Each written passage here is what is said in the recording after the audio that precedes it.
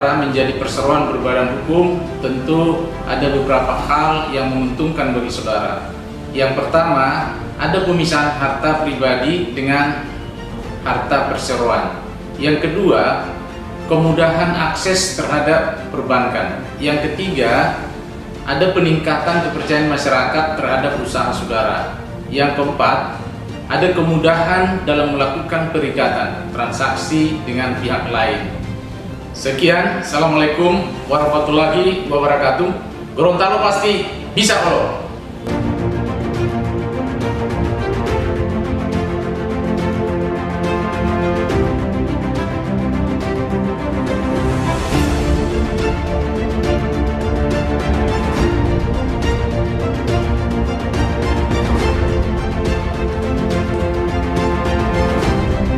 Assalamualaikum warahmatullahi wabarakatuh. Salam sejahtera bagi kita sekalian. Melalui kesempatan ini saya menghimbau, mari kita wujudkan ekonomi nasional yang kondusif dengan mendaftarkan usaha Anda menjadi perseroan perorangan berbadan hukum. Mari kita maju bersama membangun negeri kami pasti. Odu Allah.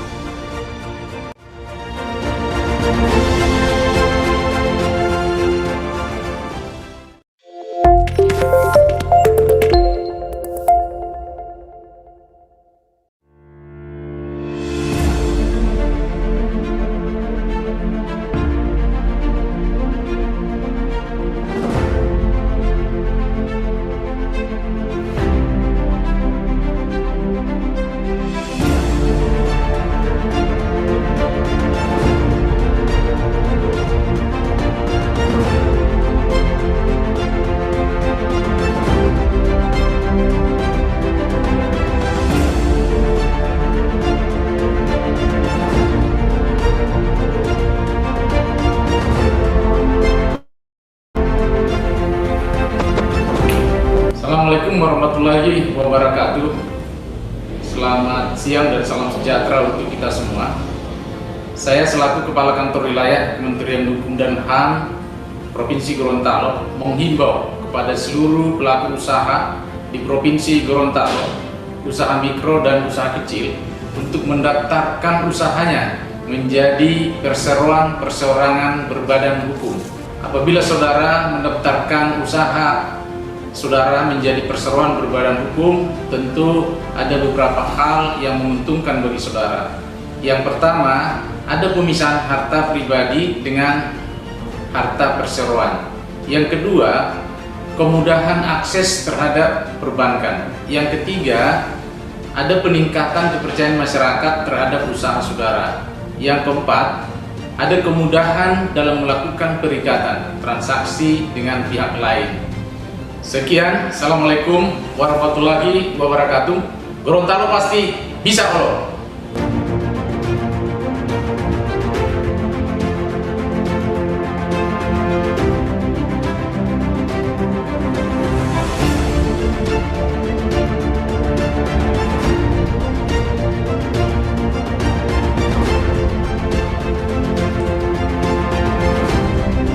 Assalamualaikum warahmatullahi wabarakatuh. Salam sejahtera bagi kita sekalian. Melalui kesempatan ini saya menghimbau, mari kita wujudkan ekonomi nasional yang kondusif dengan mendaftarkan usaha Anda menjadi perseroan perorangan berbadan hukum. Mari kita maju bersama membangun negeri kami pasti. Odu Allah.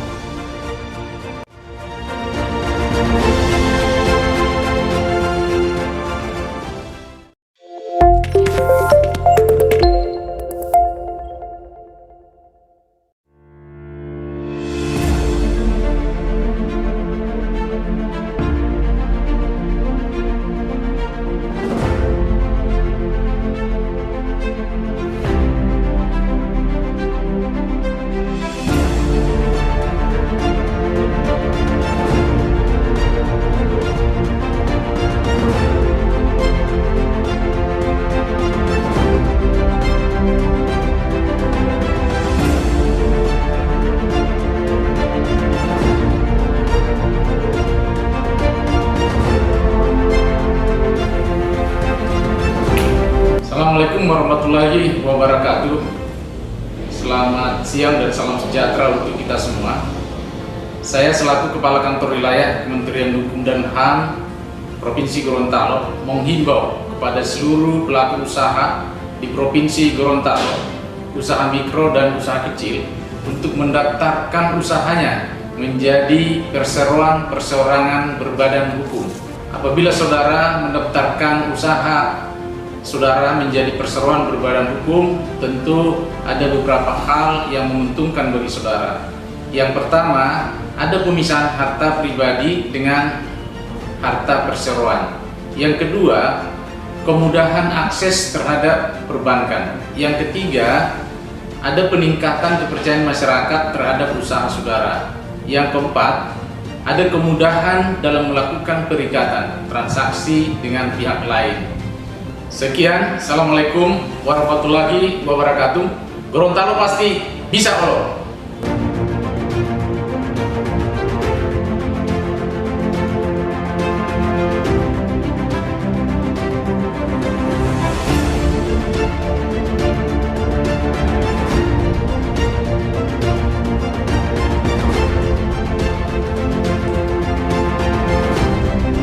Assalamualaikum warahmatullahi wabarakatuh. Salam sejahtera bagi kita sekalian. Melalui kesempatan ini saya menghimbau, mari kita wujudkan ekonomi nasional yang kondusif dengan mendaftarkan usaha Anda menjadi perseroan perorangan berbadan hukum. Mari kita maju bersama membangun negeri kami pasti. Odu Allah.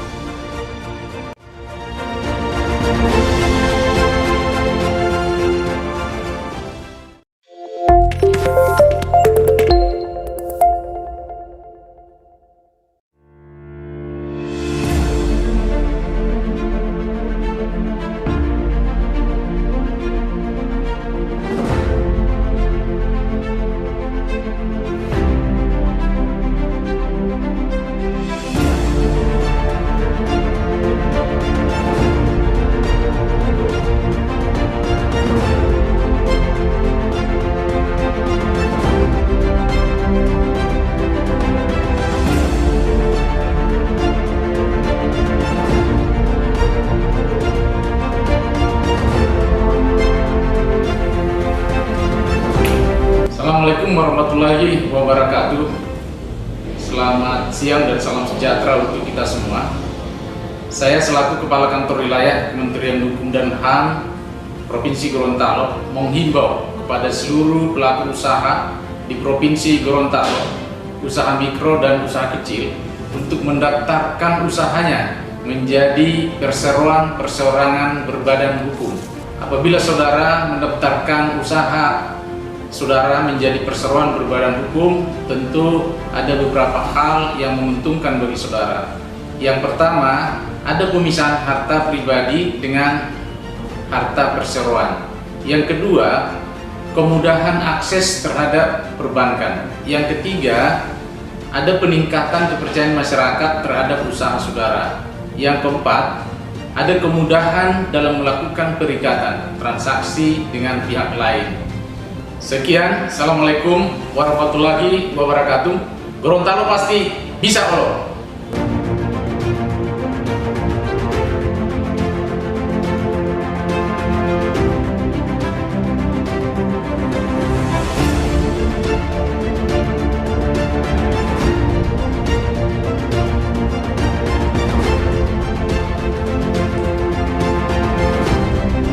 Assalamualaikum warahmatullahi wabarakatuh. Salam sejahtera bagi kita sekalian. Melalui kesempatan ini saya menghimbau, mari kita wujudkan ekonomi nasional yang kondusif dengan mendaftarkan usaha Anda menjadi perseroan perorangan berbadan hukum. Mari kita maju bersama membangun negeri kami pasti. Odu Allah.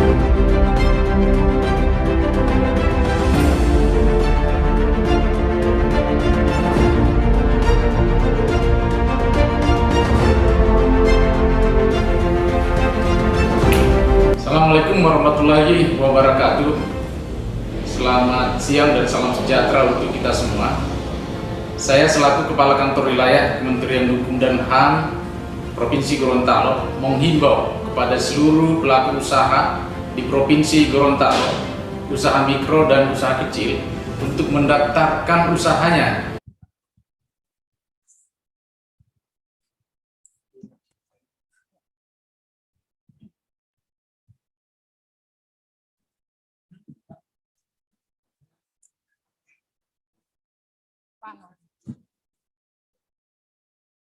Fitri, entahan di pas.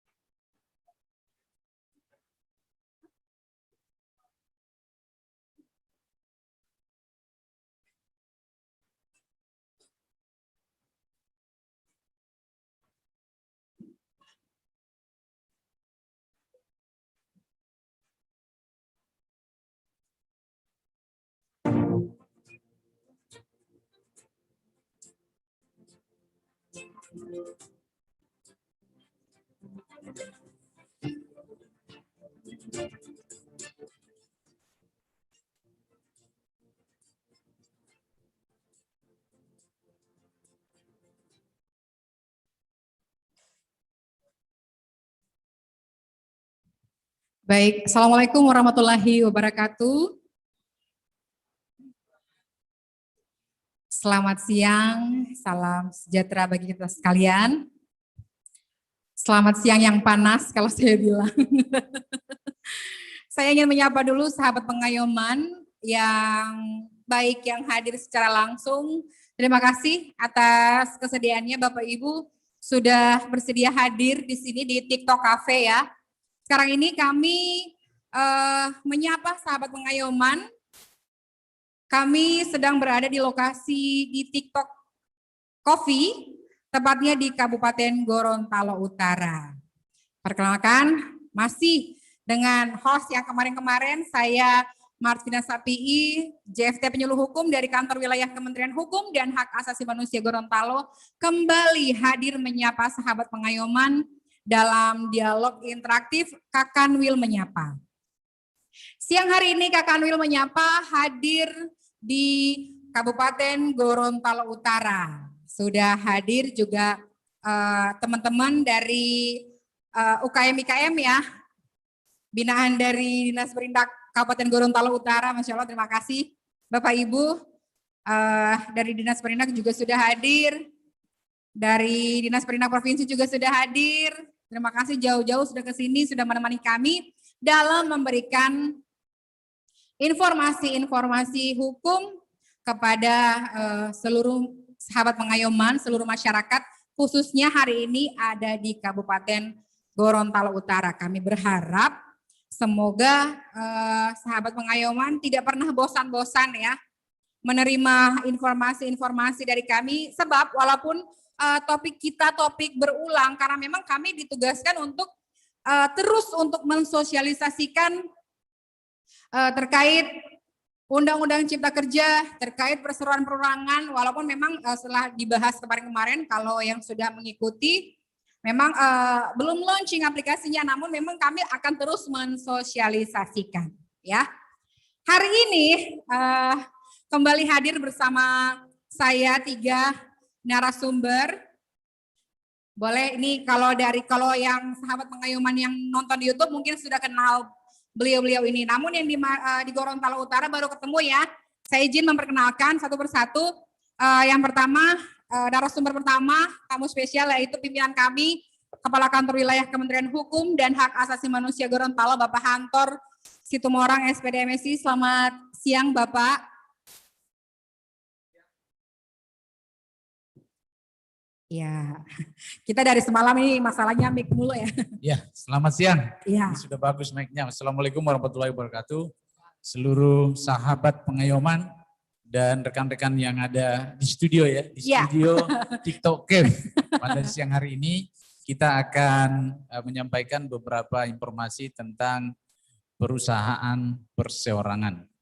Terima kasih, saya selaku Kepala Kantor Wilayah senang sekali untuk pertemuan ini.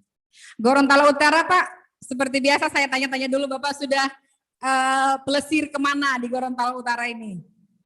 Saya sudah jalani nih Gorontalo Utara, ada luas ternyata paling luas ya, berbatasan dengan Manado ini ya.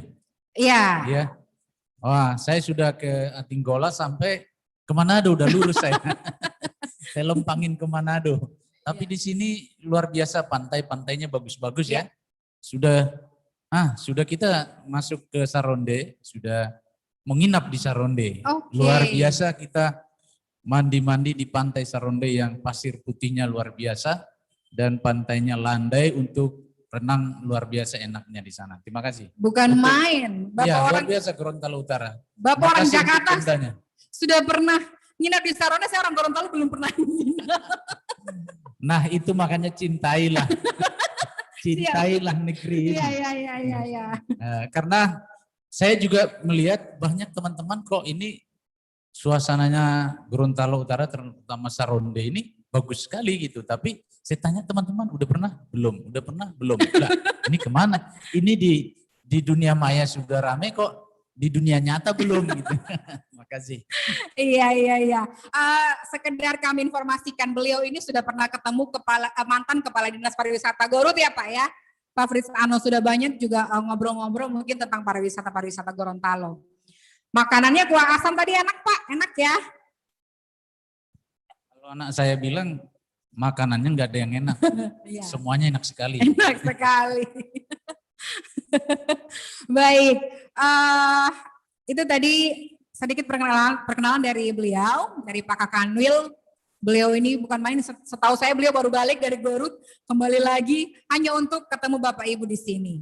Narasumber yang kedua, saya juga menghadirkan Kepala Bidang Pelayanan Hukum, Bapak Haji Ramlan Harun SHMH, dari Bapak dari Ibu dari Perindak, mungkin sudah kenal beliau. Yang dari UKM mungkin sering ketemu kami di kegiatan pasti kenal beliau. Selamat siang, Assalamualaikum Pak Ramlan. Waalaikumsalam warahmatullahi wabarakatuh. Assalamualaikum sahabat pengayoman. Ya, insya Allah sehat selalu ya.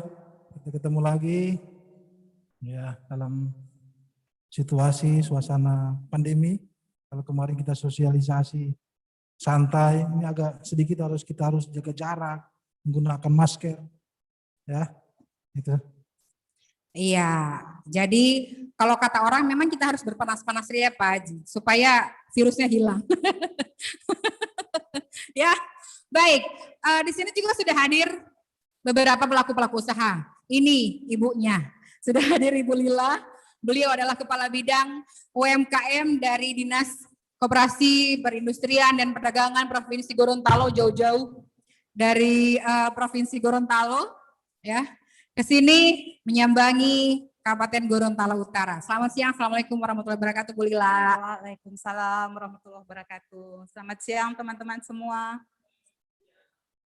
Senang sekali bisa hadir bersama para UKM yang memang alhamdulillah sudah familiar dengan kami dari Dinas Pemperindak Kabupaten dan Perindak Provinsi, dan juga alhamdulillah juga bisa bergabung dalam acara Kemenkumham ini. Terima kasih. Baik, jadi Bapak Ibu mungkin tidak lama-lama lagi saya langsung aja nih, Pak Kanwil hari ini hadir, beliau sedikit ingin menjelaskan apa itu perseroan perorangan, kenapa bisa ada perseroan perorangan ini, apa yang menyebabkan kenapa hadir perseroan perorangan dan kemudahan-kemudahan yang diberikan itu seperti apa. Silakan Pak Kamil. Baik, terima kasih hostnya yang begitu atraktif nih. Pemirsa dimanapun berada, kami mau mensosialisasikan, menginformasikan kepada kita semua bahwa pemerintah dengan kondisi yang kita hadapi dalam bidang perekonomian, saat ini kita tahu bahwa kita dalam kesulitan dengan pandemi ini sesungguhnya. Kalau tidak pandemi, kemarin kita sudah bagus sebenarnya tingkat capaiannya. Tapi setelah pandemi ini agak turun semua. Dan dalam waktu yang bersamaan juga pemerintah menggagas satu kebijakan tentang regulasi, yaitu Undang-Undang Cipta Kerja. Undang-undang ini dimulai dari latar belakang kaitannya dengan kemudahan berusaha. Ternyata dari hasil survei penelitian yang dilakukan World Bank itu, di Indonesia ini salah satu persoalan yang krusial adalah sulitnya memulai berusaha. Gitu. Memulai berusaha, mau memulai aja sudah sulit. Gitu. Urus izinnya ke sana kemari, mutar-mutar, ada 7 tahap disebutkan di situ, mengurus izinnya. Dan ini semuanya dalam jangka waktu yang tidak jelas. Gitu ya. Jadi banyak orang datang kemudian mundur gitu. Nah, pelaku-pelaku usaha di dalam negeri sendiri pun sudah ada usahanya, tapi mau ngurus badan hukumnya kok sulit gitu. Jadi banyak hal sebenarnya, ada 10 kriteria itu, termasuk kemudahan memperoleh akses kredit. Karena badan usahanya nggak kunjung ada, perbankan pun mau membantu agak kesulitan kan gitu. Jadi banyak faktor, ada beberapa banyak faktor kalau diurai untuk mendorong kemudahan berusaha itu, maka perlu dilakukan omnibus law. Beberapa undang-undang ini diterobos atau dijadikan satu undang-undang saja gitu. Namanya Undang-Undang Cipta Kerja. Ya. Jadi kalau dikatakan undang-undang ini produk omnibus law, ya benar. Jadi omnibus law itu kata-kata yang diurai sebenarnya mulai muncul dari Paris yang namanya omnibus. Omnibus itu sebenarnya simpel saja alat transportasi yang tadinya kecil-kecil sesuai kebutuhan dibuatlah transportasi yang besar, yang sapu jagat, yang semuanya bisa ikut di sana, termasuk barang-barangnya, orang-orangnya. Jadi omnibus. Ya, omnibus artinya bus besar yang bisa mengangkat seluruh penumpangnya. Nah, ini juga dipakailah istilah ini menjadi omnibus law, hukum ya. Di dalam hukum omnibus itu hukum yang menjadi hukum sapu jagat kira-kira gitu ya. Atau aturan sapu jagat. Jadi undang-undang ini lahir dari salah satu dari produk omnibus law. Jadi kita nggak usah antipati dulu tentang kata-kata omnibus law gitu ya. Jadi kalaupun rame di medsos di mana-mana ada yang menentang, ada yang setuju, biarkan saja itu bagian dari perdebatan untuk memberi masukan, diskusi dan sebagainya. Sehingga kita melihat sebenarnya nanti akan terjadi satu peraturan perundang-undangan yang sangat mudah dipahami dibanding dengan kondisi sekarang. Kondisi sekarang over regulasi kita ini. Regulasinya terlalu banyak, berpikirnya kotak-kotak, ya. Kemudian karena kotak-kotak ini muncullah kesulitan-kesulitan. Jadi kalau terlalu banyak aturan bukan makin mudah, makin rumit, gitu. Apalagi kalau aturan itu tumpang tindih satu sama lain. Apalagi aturan itu bertabrakan, yang mengurus instansi A, instansi B, instansi C itu mutar-mutar saja begitu.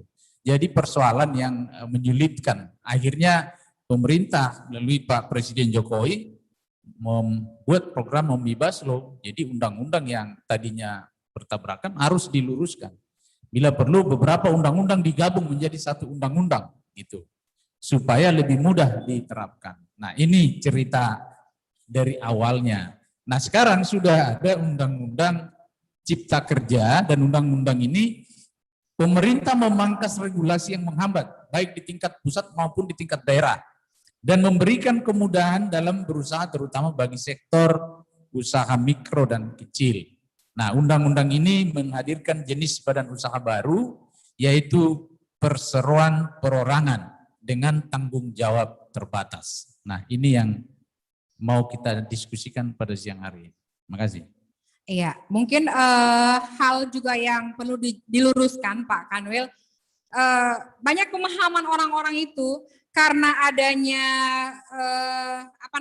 jadi satu pintu, karena dimudahkan untuk berusaha, sehingga pemikiran masyarakat bahwa wah ini akan ada PHK besar-besaran karena yang ini dipangkas, ini dipotong, ini ditutup, akhirnya jadi satu pintu. Itu bahkan yang bikin orang-orang itu pada demo kemarin-kemarin waktu awal-awal Undang-Undang Cipta Kerja ini. Sampai-sampai berpikir, wah gimana Pak kok ini begini-begini ya. Mungkin itu bisa dijelaskan Pak Kanwil. Baik, esensi dari perubahan itu sebenarnya tidak menghilangkan substansinya. Ya, substansinya tetap menjadi cuman pengaturannya. Ya, penyesuaian iya. Kita banyak undang-undang yang sudah out of date sesungguhnya, kan gitu. Masih tetap kita pakai terus. Sementara kondisi ekonomi, kondisi lingkungan strategis kita sudah berubah. Tentu kita harus menyesuaikan dengan kekinian, termasuk perkembangan-perkembangan di dunia global. Kan seperti itu. Jadi kita harus melihat ke depannya, bagaimana ke depannya. Apakah kita menjadi negara yang tertinggal dengan negara lain? Kan kita harus mengejar ketertinggalan kita dengan tentu kebijakan-kebijakan yang mengarah kepada persaingan dengan negara-negara lain. Ya. Kan begitu? Betul. Ya. Jadi kalau ada pemikiran bahwa ini akan terjadi PHK dan sebagainya, tidak. Justru Omnibus Law terkait dengan pendirian perusahaan perseorangan ini titik beratnya ada pada usaha mikro dan kecil. Nah, usaha mikro dan kecil inilah yang paling banyak di negeri kita. Di datanya ada sekitar 64 juta usaha ini. Kalau ini didorong 10% atau 20% saja jadi perusahaan yang bagus, akan menyerap tenaga kerja yang luar biasa banyaknya. Nah, jadi kita berpikir bagaimana kita mendongkrak perekonomian bangsa ini melalui usaha mikro dan kecil. Itu sebenarnya. Jadi, dan kita bukan hanya pekerja lagi, tapi kita menjadi pengusaha dengan usaha kita sendiri gitu ya. Jadi seperti di Cina sana lah, usaha itu kan rata-rata usaha rumahan. Tapi mereka bisa hidup layak, hidup dengan kualitas hidup yang bagus karena mereka punya usaha, bukan mereka menjadi pekerja. Nah, jadi kita ini jangan menjadi hanya pekerja saja, tapi kita juga harus pengusaha dong gitu ya. Jadi teman-teman yang sudah mulai bikin kue, sudah mulai bikin kreativitas produk tertentu, ya harus percaya diri, prudent untuk menjadi pengusaha gitu. Pengusaha apapun namanya, pengusaha kue kah, pengusaha kacang kah, pengusaha ini kah. Nanti di dalam pelaksanaan tugas-tugas di dinas lain terkait akan ada pembinaan-pembinaan yang mengarah ke perbaikan iklim usaha dan sebagainya. Nah, ini yang harus kita lihat positifnya seperti itu. Terima kasih. Iya, jadi beliau ini sangat mendukung ibu-ibu, khususnya ibu-ibu yang hadir langsung ini, bukan hanya menjadi yang bikin kue, bikin kacang, tapi jadi owner yang besar ya, yang punya cabang di mana-mana ya, dengan adanya perseroan perorangan ini. Baik, sedikit tips mungkin saya ingin minta ke Pak Kanwil untuk Bapak Ibu pelaku usaha khususnya di Kabupaten Gorontalo Utara. Kira-kira solusinya Pak menghadapi pandemik ini, PSBB di mana-mana, pembatasan untuk berusaha ya tuh, ibunya manggut-manggut betul. Gimana katanya mau berusaha ditutup jam 9 padahal orang-orang baru rame-ramenya tuh jam 9 malam. Mungkin sedikit tips bagaimana cara biar bisa bertahan ya di masa pandemik ini. Saya bukan ahlinya sebenarnya, tapi saya membayangkan kita semua sekarang ini di era pandemi ini menjadi luar biasa pintarnya ya menggunakan teknologi itu ya. New normal itu bicara kebiasaan baru, kita shifting dari kebiasaan lama, nggak bisa lagi kita bertahan dengan kebiasaan lama sementara yang kita hadapi pandemi misalnya. Nah, apakah kita berhenti? Kan tidak. Sekolah harus jalan, ya. Ekonomi juga harus jalan. Nah, dituntut kreativitas kita sekarang. Bagaimana kita menjual barang kita tidak hanya meletakkan di meja dan menunggu ada orang yang beli. Tentu, ini perlu pembinaan, perlu kreativitas dari masing-masing institusi yang bertanggung jawab terhadap ini untuk meningkatkan daya saing tadi itu. Berusaha dengan cara-cara yang kekinian, gitu ya. Cara-cara yang kekinian. Kekinian itu artinya orang mau belanja sudah lewat online semua, bayar lewat online semua, ya milih-milih barang lewat online, gitu ya. Nah, ini yang harus dilakukan. Nggak bisa kita mundur lagi, gitu ya. Nggak bisa mundur lagi. Sekarang anak-anak begitu lahir, ya begitu lahir nggak diajari menggunakan handphone, sudah pintar-pintar. Dikasih handphonenya aja dia sudah bisa lakukan apapun. Nah, ini persoalan yang kita hadapi. Jadi yang tua-tua ini, ya saya udah tua, ya. Kita ini mengawal generasi kita ini supaya menjadi generasi yang siap bersaing ke depan, termasuk bersaing dalam dunia usaha, dunia bisnis. Ya, kita mengharap ada startup baru gitu ya, yang mau mulai gitu. Nah, ini yang harus di-manage oleh negara, oleh pemerintah. Supaya jangan produk asing semua yang hadir di sini. Produk-produk kita ini ditingkatkan kualitasnya. Untuk meningkatkan kualitasnya perlu modal, perlu pengetahuan, perlu peralatan, ya, perlu manajemen pemasaran dan sebagainya. Nah, untuk nyampe ke sana kita perlu satu prudent, kepercayaan diri dan mendaftarkan usaha kita sebagai usaha yang bisa didukung oleh pemerintah, oleh perbankan, oleh siapa saja. Sehingga kita ini menjadi muncul pengusaha-pengusaha baru, ya, walaupun pengusaha kecil, pengusaha mikro, tapi kualitasnya sudah meningkat. Itu yang diinginkan oleh pemerintah. Nah, nggak usah pesimis, apapun hasilnya sekarang ini kebutuhan kita sama kok, pandemi dan tidak pandemi. Makannya tetap juga 3 kali sehari, bahkan setelah pandemi ada yang 4 kali makan. Karena di rumah nggak terlalu banyak aktivitas ya. Tapi kan pertanyaannya, kenapa lesu ekonomi gitu ya? Kenapa lesu ekonomi? Coba, kalau kebutuhan dasar kan nggak bisa dikurangi, tetap saja gitu ya. Tapi bagaimana caranya sekarang melakukan kegiatan usaha ini supaya bisa bangkit dari keterpurukan sesaat ini. Ini kan sebenarnya keterpurukan sesaat ya. Sekarang sudah mulai ada solusi-solusi untuk menjawab persoalan-persoalan pandemi COVID ini. Terima kasih. Itu yang bisa saya sampaikan ya. Saya bukan ahlinya. Tapi jawabannya sudah sangat menginspirasi ya. Yang malah justru sedihnya itu produk kita diekspor keluar, terus kita impor lagi. Ya kan, mirisnya di situ. Ngomongin tentang produk. Di Kabupaten Gorontalo Utara itu kita kenal ada gula merah Atinggola. Pernah lewat depan rumah Bapak? Di Bentor itu suka teriak, gula merah Atinggola ya kan? Nah, di sini sudah hadir Pak Kabid. Pak Kabid terkait gula aren ya, Gula aren ini, apakah gula aren ini betul-betul bisa dipatenkan? Karena kemarin kita ngomong-ngomong terkait hak gitu ya, kekayaan intelektual, apakah memang betul-betul bisa diklaim betul-betul punya Gorontalo Utara? Karena kemarin-kemarin ada beberapa juga yang klaim itu gula merah Pohuwato, itu gula merahnya juga ada di Bone Bolango. Mungkin bisa dijelaskan sedikit Pak Kabid, silakan.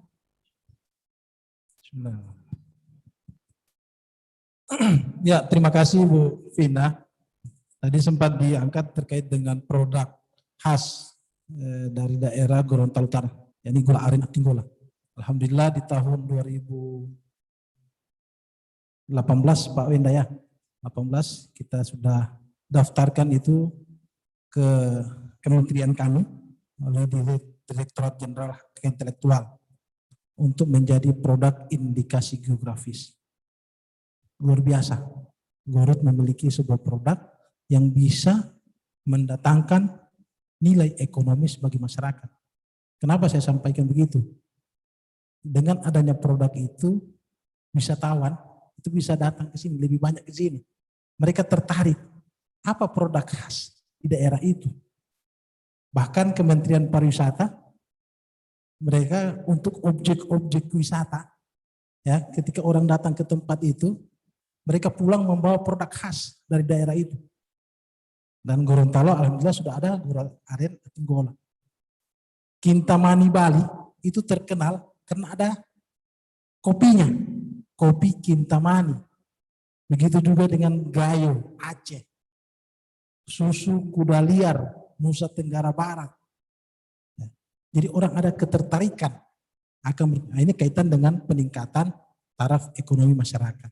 Alhamdulillah, insya Allah untuk gula aren Atinggola, kemarin kami sudah komunikasi juga dengan teman-teman Dirjen KI, itu ada WhatsApp-nya ke kami, bulan Oktober tanggal 25 sampai 29, mereka akan melakukan pemeriksaan substansial. Artinya kalau sudah melewati pemeriksaan substansial, tinggal selangkah lagi sudah keluar sertifikat indikasi geografis. Ya. Nah, Bu Vina, Ya.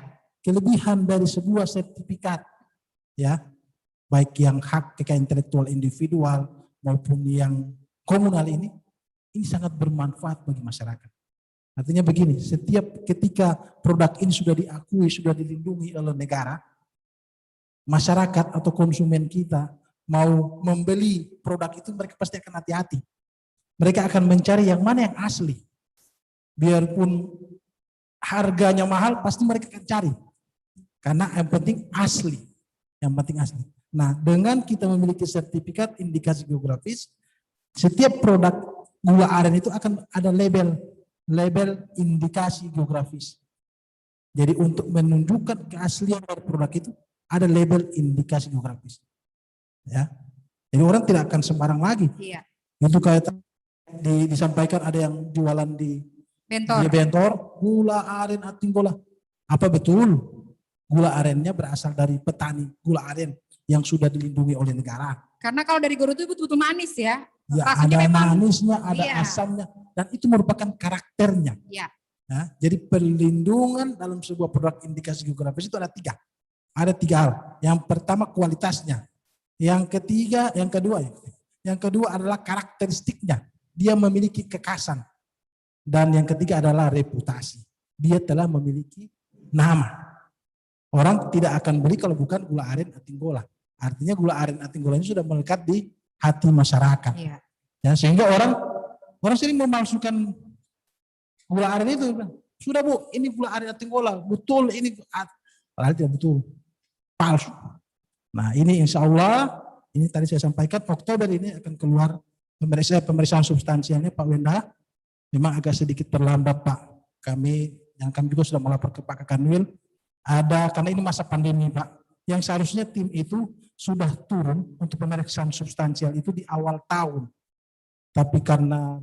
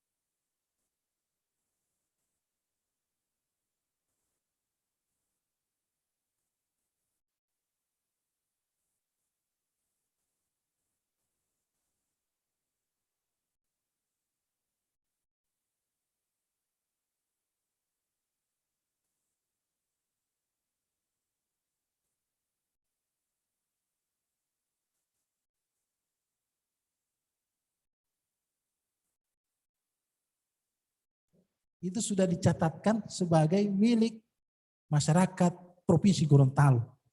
Karena Nike itu hanya ada di Provinsi Gorontalo. Dia masuk kategori keanekaragaman hayati atau sumber daya genetika. Ya, itu kita kerjasama dengan Dinas Perikanan Provinsi Pak. Dan sudah keluar pencatatannya, itu diserahkan. Dan itu diakui, dicatatkan sebagai milik masyarakat Gorontalo.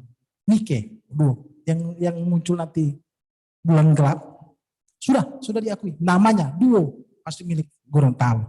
Iya, jangan sampai tiba-tiba Nike ini pelesir ya ke mana? Ke Palu, diklaim lagi punya Palu ya. Itu yang kita khawatirkan, seperti kejadian Karao. Karao itu kan beberapa oleh-oleh Karao dari Manado, padahal marah. Tenang Bu, tenang. Kemarin teman-teman perindak provinsi di bawah Pak Iwan Sondak ya, Kabit Perindustrian ya. Beliau sekarang saya sudah diundang sebagai ini kemarin ditunjuk oleh Pak Kakani sebagai narasumber dan kita sudah sampaikan bahwa Karao itu bukan pengakuannya secara individual. Kemarin memang sempat kita proses sebagai produk paten. Ya, akhirnya provinsi mengeluarkan biaya pemeliharaan tiap tahun. Mau tahun terakhir angkat tangan karena lumayan besar ya. Nah, saya bilang Karao itu milik komunal, milik kelompok masyarakat Gorontalo, tidak bisa kita akui orang per orang. Kenapa? Satu, cara proses pengolahan sulaman Karao kan masih tradisional knowledge ya. Memang sudah ada alat modern yang ditemukan? Belum ada, masih asli. Ya kan? Dan itu kelompok, dan itu ilmunya secara turun-temurun. Bukan diperoleh zamannya saya atau zamannya dari zaman dulu nenek moyangnya kita. Nah, sehingga alhamdulillah provinsi tertarik itu dan kemarin juga kita sudah mengundang Pak Abdullah Karim ya Bu Lila ya, Pak Abdullah Karim selaku pemerhati dan beliau juga yang pemilik paten Sulaman Karao, beliau ikhlas. Ya Pak, kalau memang itu ketentuannya kita ikhlas. Bahwa ini harus diakui milik orang Gorontalo, tidak bisa diakui secara individual.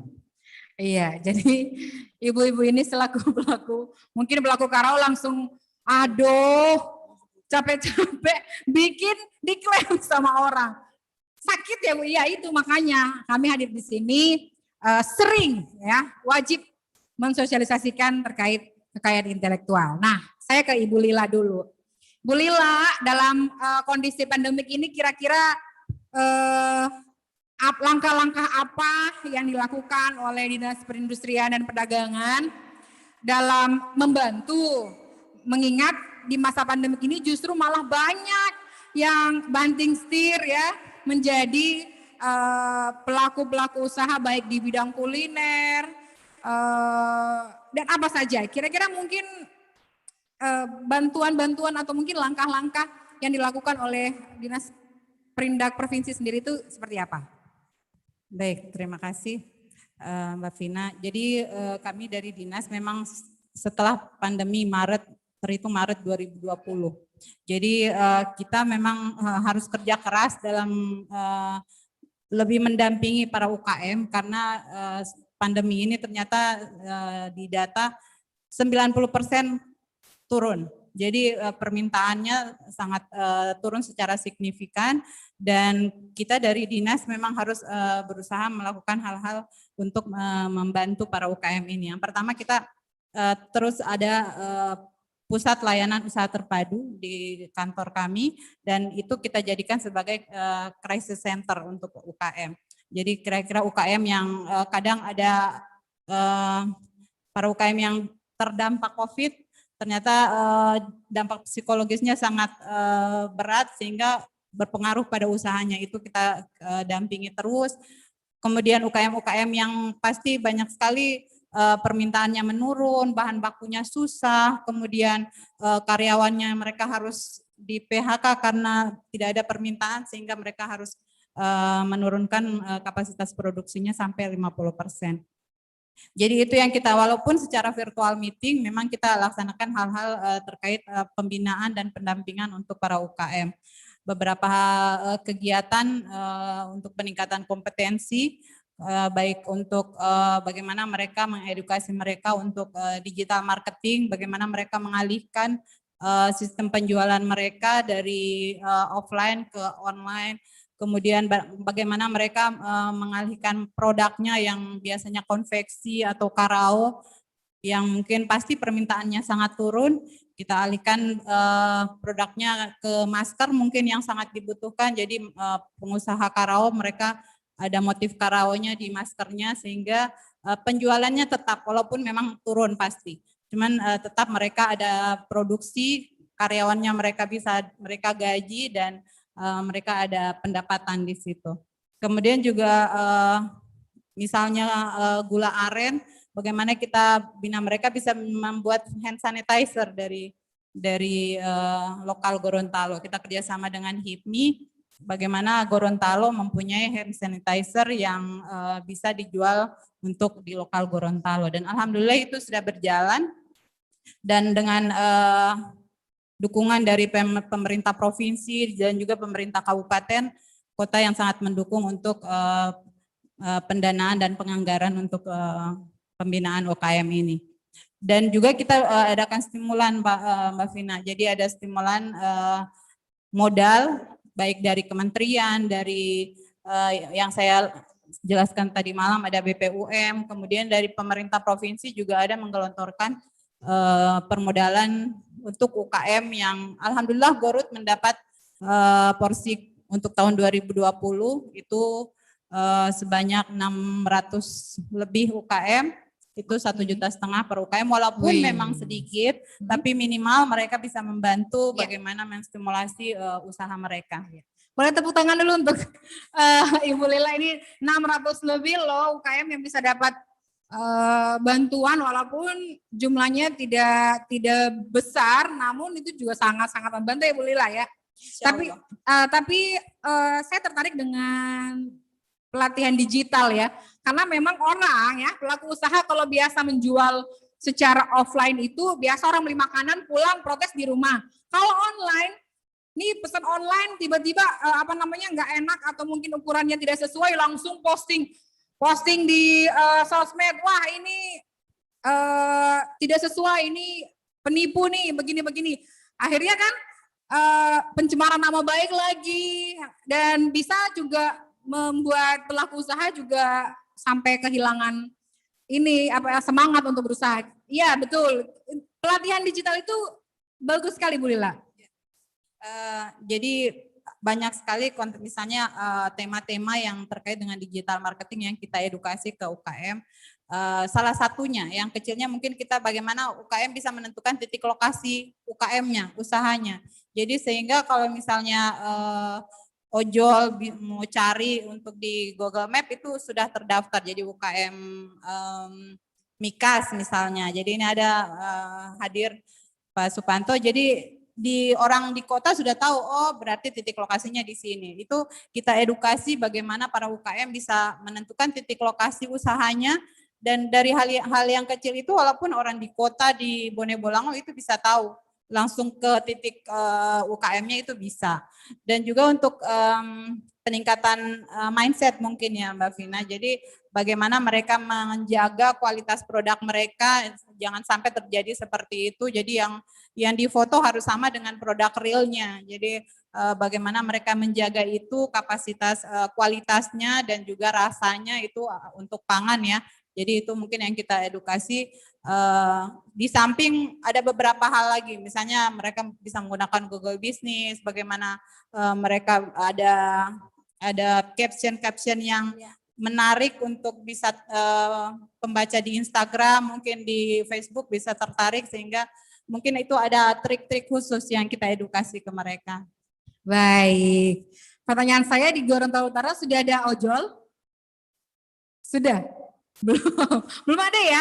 Mungkin nanti Bu Lila pelatihannya boleh ke masyarakat. Ini berarti belum ada loh. Mungkin Bapak Ibu di sini bisa jadi pertama untuk bikin usaha kurir ya, ojol. Ya.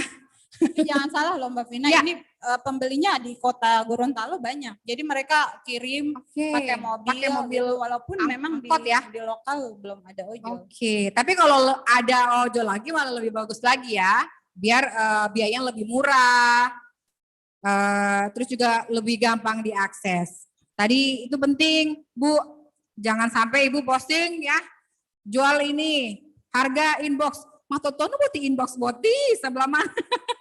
Sebelah mana ini inbox?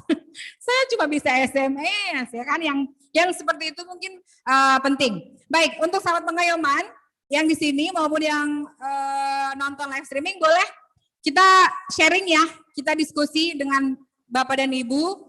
Ada yang mau tanya-tanya boleh langsung unjuk tangan. Kita juga sudah buka di YouTube, sudah ada beberapa yang masuk. Kita tanya di sini dulu. Ada, oh iya, sudah pada angkat tangan. Baik, panitia mungkin mic-nya boleh sebutkan nama ya Pak, nama sekaligus promosi usahanya. Kalau para pelaku usaha boleh sekaligus promosi.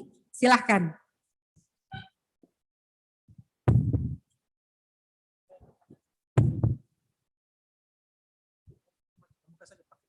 Iya, boleh langsung ke sini aja biar kena kameranya.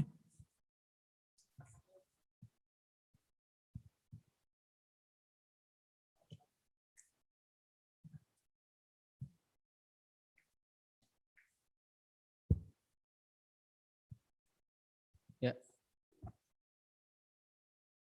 Terima kasih. Assalamualaikum warahmatullahi wabarakatuh.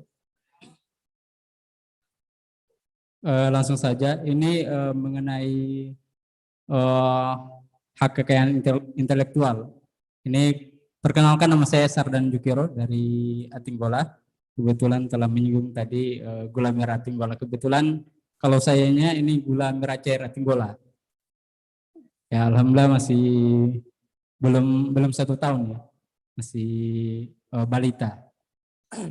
Ya, yang mau saya tanyakan ini masalah persoalan izin juga ini menjadi keluhan kami. Mungkin ada kesulitan-kesulitan yang kami dapatkan dalam persoalan izin. Ini mudah-mudahan ini bisa, kalau setelah dari sini mudah-mudahan ini mendapat ilmu dari sini dan insya Allah kami akan urus. Kemudian mengenai hak kekayaan intelektual ini, kalau gula merah Atinggola kan mungkin sudah ada di sana, mungkin bulan Oktober tadi sudah dijelaskan. Apakah ketika saya menjual produk gula merah ini mungkin saya bisa pakai logonya atau gimana?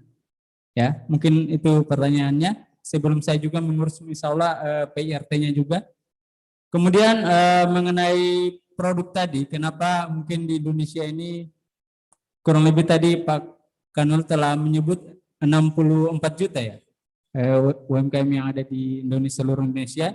Ini mungkin kurang terpedaya dibandingkan di Cina. Kita saja itu beli apa ya? Kalau bahasa di sini jarum saja itu made in Cina, cuma jarum saja.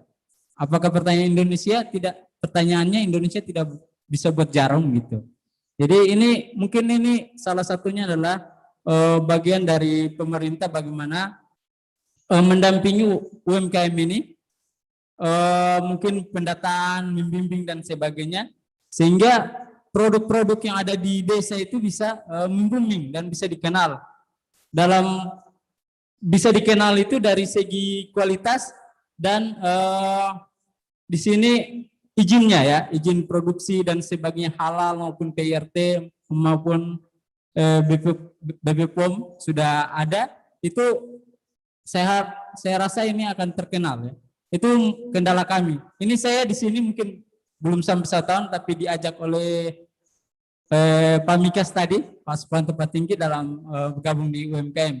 Mungkin kalau tanpa beliau mungkin saya tidak bisa gabung di UMKM Gorontalo Utara. Jadi itu kendala kami Pak. Terima kasih. Assalamualaikum warahmatullahi wabarakatuh.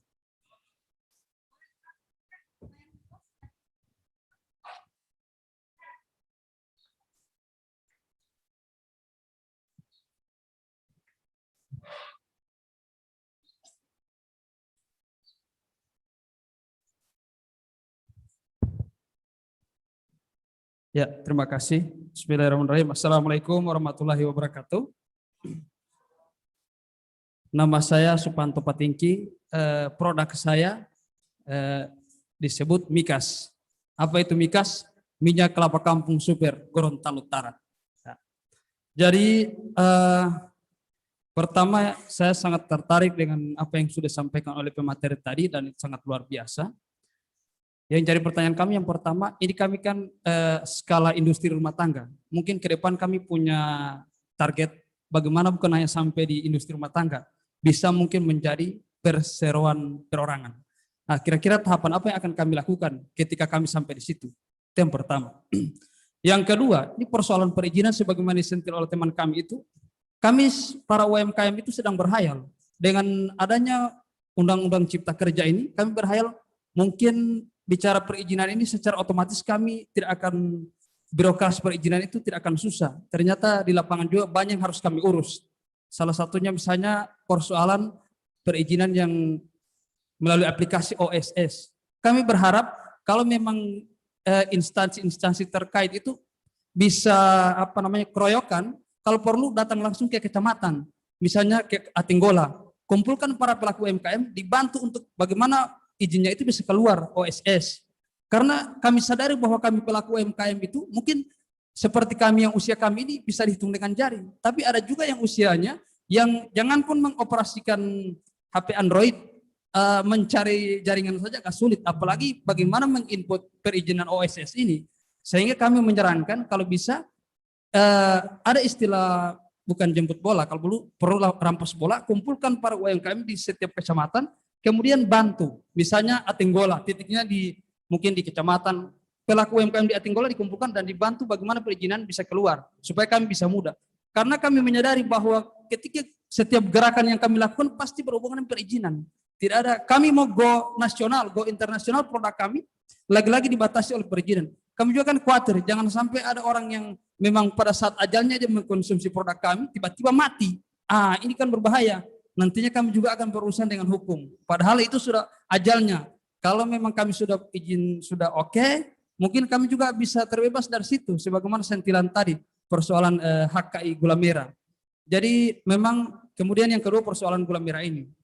Memang kami merasa bangga karena gula merah Atinggola ini sudah mendapatkan legalitas HKI ini, tetapi tolong dipikirkan juga dari kacamata agama bagaimana ini gula merah, karena produksinya juga ini kan di kebun-kebun.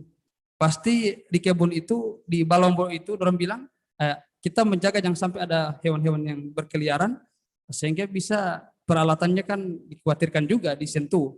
Sehingga bagaimana di kemudian hari ada sosialisasi itu masukan, bagaimana pembuatan gula merah itu bisa terfokus. Mungkin seperti di Bone Bolango sudah terfokus, tidak lagi di ini. Jadi mungkin itu dari kami. Terima kasih atas kesempatan. Assalamualaikum warahmatullahi wabarakatuh. Baik, dua aja cukup dulu ya. Karena tadi dua orang tapi pertanyaannya 7.000. Oke, kita ke Pak Ramlan dulu ya Pak Kanwil ya. Kita ke Pak Ramlan dulu. Pak Kabid, silahkan pertanyaan dari Pak Sardin. Mungkin pertama, beliau ini gula merah cair katanya. Bisa nggak pakai logo itu yang gula aren Atinggola? Silahkan mungkin dijawab dulu. Pak Sardin, bagus sekali pertanyaannya Pak. Pak Sardan. Pak Sardan, saya juga mau bertanya Pak Sardan. Pak Sardan masuk kelompok asosiasi gula aren Atinggola? Belum masuk ya? Nah, jadi Bapak di sini belum memiliki yang namanya hak eksklusif. Karena setelah keluar sertifikat indikasi geografis, yang memiliki hak eksklusif itu hanya para petani. Petani yang masuk dalam asosiasi gula aren Atinggola itu. Baik dari pengolahan awal dari penanamannya, kemudian pengolahannya sampai dengan pendistribusiannya, penjualannya. Itu yang kelompok itu yang memiliki hak eksklusif. Terus bagaimana Pak? Kalau tidak salah yang masuk dalam perlindungan gula aren itu adalah dalam bentuk batang ya Pak Wenda ya, dalam deskripsi itu batang dengan dalam produk gula-gula soba ya, gula-gula soba. Yang cair ini tidak masuk. Yang cair tidak masuk. Tapi Bapak jangan putus asa Pak, jangan patah hati. Kita orang Atinggola, kita juga berhak atas produk ini. Tidak masalah Pak, biar saja. Keluar sertifikatnya dulu, ya. Kemudian Bapak punya produk sendiri, ya. Bapak minta izin ke komunitas ini, ke kelompok ini, minta izin. Nanti mereka akan mengeluarkan lisensi, ya. Kalau mereka sudah keluarkan lisensi dengan komitmen yang Bapak sepakati dengan mereka, kelompok itu, Bapak bisa menggunakan label gula merah Atinggola. Tapi khusus untuk produk cair. Ya, minta izin. Kalau juga pun Bapak, terlalu tiap tahun kita harus minta izin, harus perpanjang izin apa semua, harus bayar. Satu kali juga kita mau masuk anggota. Bisa. Nanti kelompok itu Pak Wenda melalui Pak Wenda selaku pembina di kabupaten melakukan perubahan deskripsi. Nanti kelompok usahanya Pak Sardin itu masih sadar menjadi masuk asosiasi gula aren kelompok.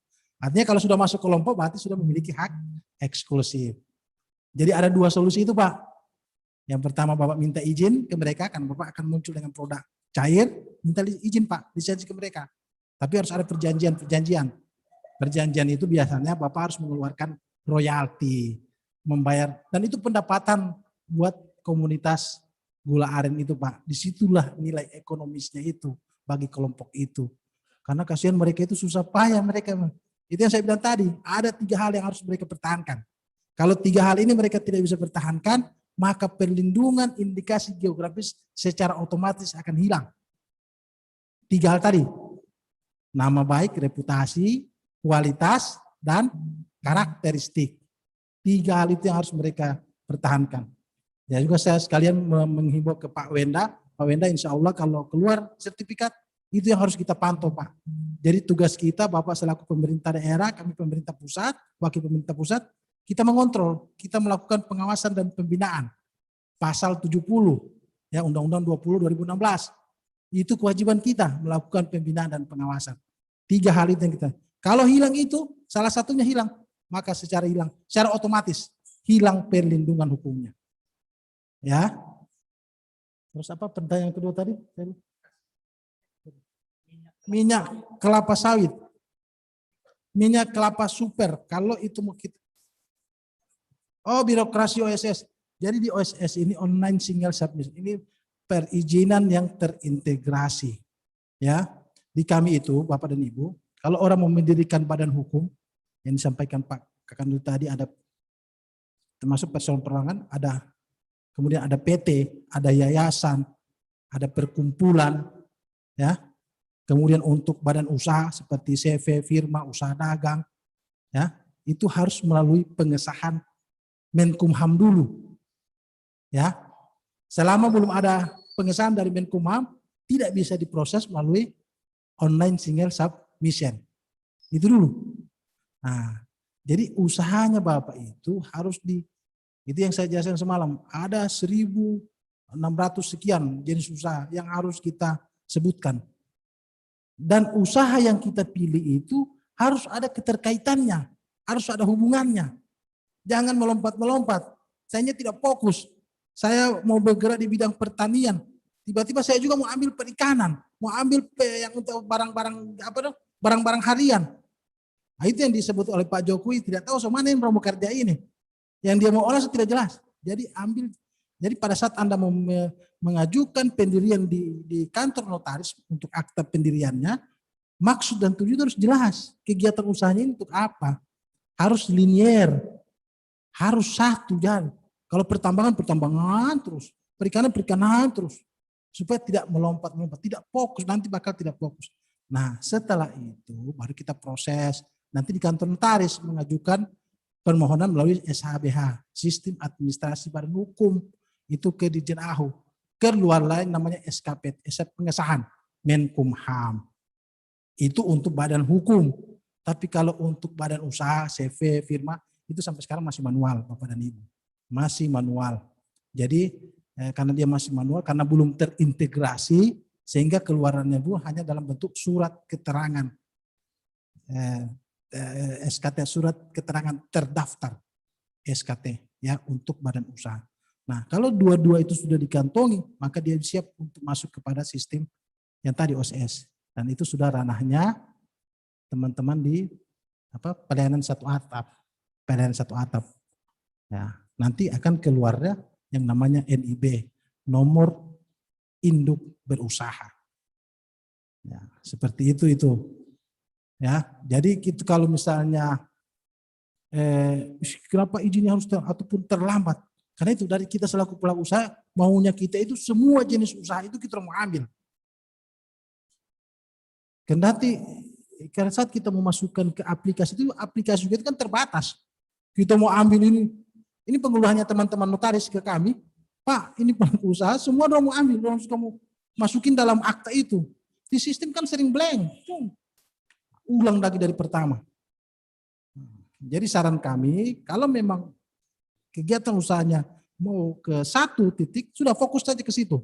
Fokus saja. Tinggal carikan mana yang ada keterkaitannya. Gitu. Baik, itu mungkin dari Pak Kabid ya. Saya ke Pak Kakanwil dulu. Pak Kanwil, tadi dari Pak Sardan. Itu jarumnya made in China. Bagaimana katanya produk, apakah Indonesia tidak bisa bikin jarum kah? Dan bagaimana caranya biar produk-produk dari Kabupaten Gorontalo Utara juga bisa mendunia seperti itu? Baik, ini menyangkut pasal 33 ini. Ya. Jadi pasal ini memang ideal sekali perekonomian, ya, disebutkan di situ bumi dan air dan seterusnya. Saya pikir yang sudah lulus sekolah ngerti itu. Tapi di dalam kenyataannya, di dalam sistem perekonomian kita, malah kita di tahun-tahun Indonesia mulai bangkit di Orde Baru, ekonomi konglomerasi, kan begitu ya. Sekarang setelah reformasi ke sini, ya kita juga banyak bertanya, ekonomi kerakyatan itu yang mana sih gitu ya. Koperasi hampir mirip-mirip koperasi juga kan. Koperasi, tapi ini wacana memang kita ini mau menggali nilai-nilai ekonomi kerakyatan. Itu ceritanya. Jadi ini harus memberdayakan masyarakat yang ada. Pak Jokowi sudah bilang kemarin malah kontroversi di televisi. Apa tuh? Kita harus benci produk asing katanya. Ribut kan? Sebenarnya substansi yang mau disampaikan apa? Benar kan? Kita jangan selalu menggunakan produk-produk luar. Pakailah produk-produk dalam negeri. Kan itu yang mau disampaikan. Tapi saking dia keselnya, dia bilang benci produk luar negeri. Akhirnya ada anggota-anggota DPR lah, orang politik lah ini digoreng lah, ini jadi gorengan. Padahal kan keinginannya cuma satu dari Pak Jokowi, berdayakanlah potensi-potensi ekonomi dalam negeri, produk-produk negeri dalam negeri. Tapi untuk bisa bersaing kita perlu meningkatkan kualitas, baik pelayanan, baik kenyamanan, baik modifikasi, kemasan dan seterusnya, cara penjualan dan sebagainya. Ini keterkaitannya dengan KI tadi. Kalau di sini sudah diakui gula aren, Atinggola gitu ya. Ini sebenarnya tidak berhenti di sini. Bagaimana menjualnya ke dunia internasional? Karena ini sudah didaftar di WTO sesungguhnya. Jadi sudah di tingkat dunia ketika dia mendapatkan sertifikat KI-nya, dia sudah masuk di lisensi dunia sebenarnya. Jadi kita sudah bisa menjual di seluruh negara. Persoalannya siapa yang menjual, siapa yang mengiklankan, siapa yang ini kan KI ini semacam branding saja.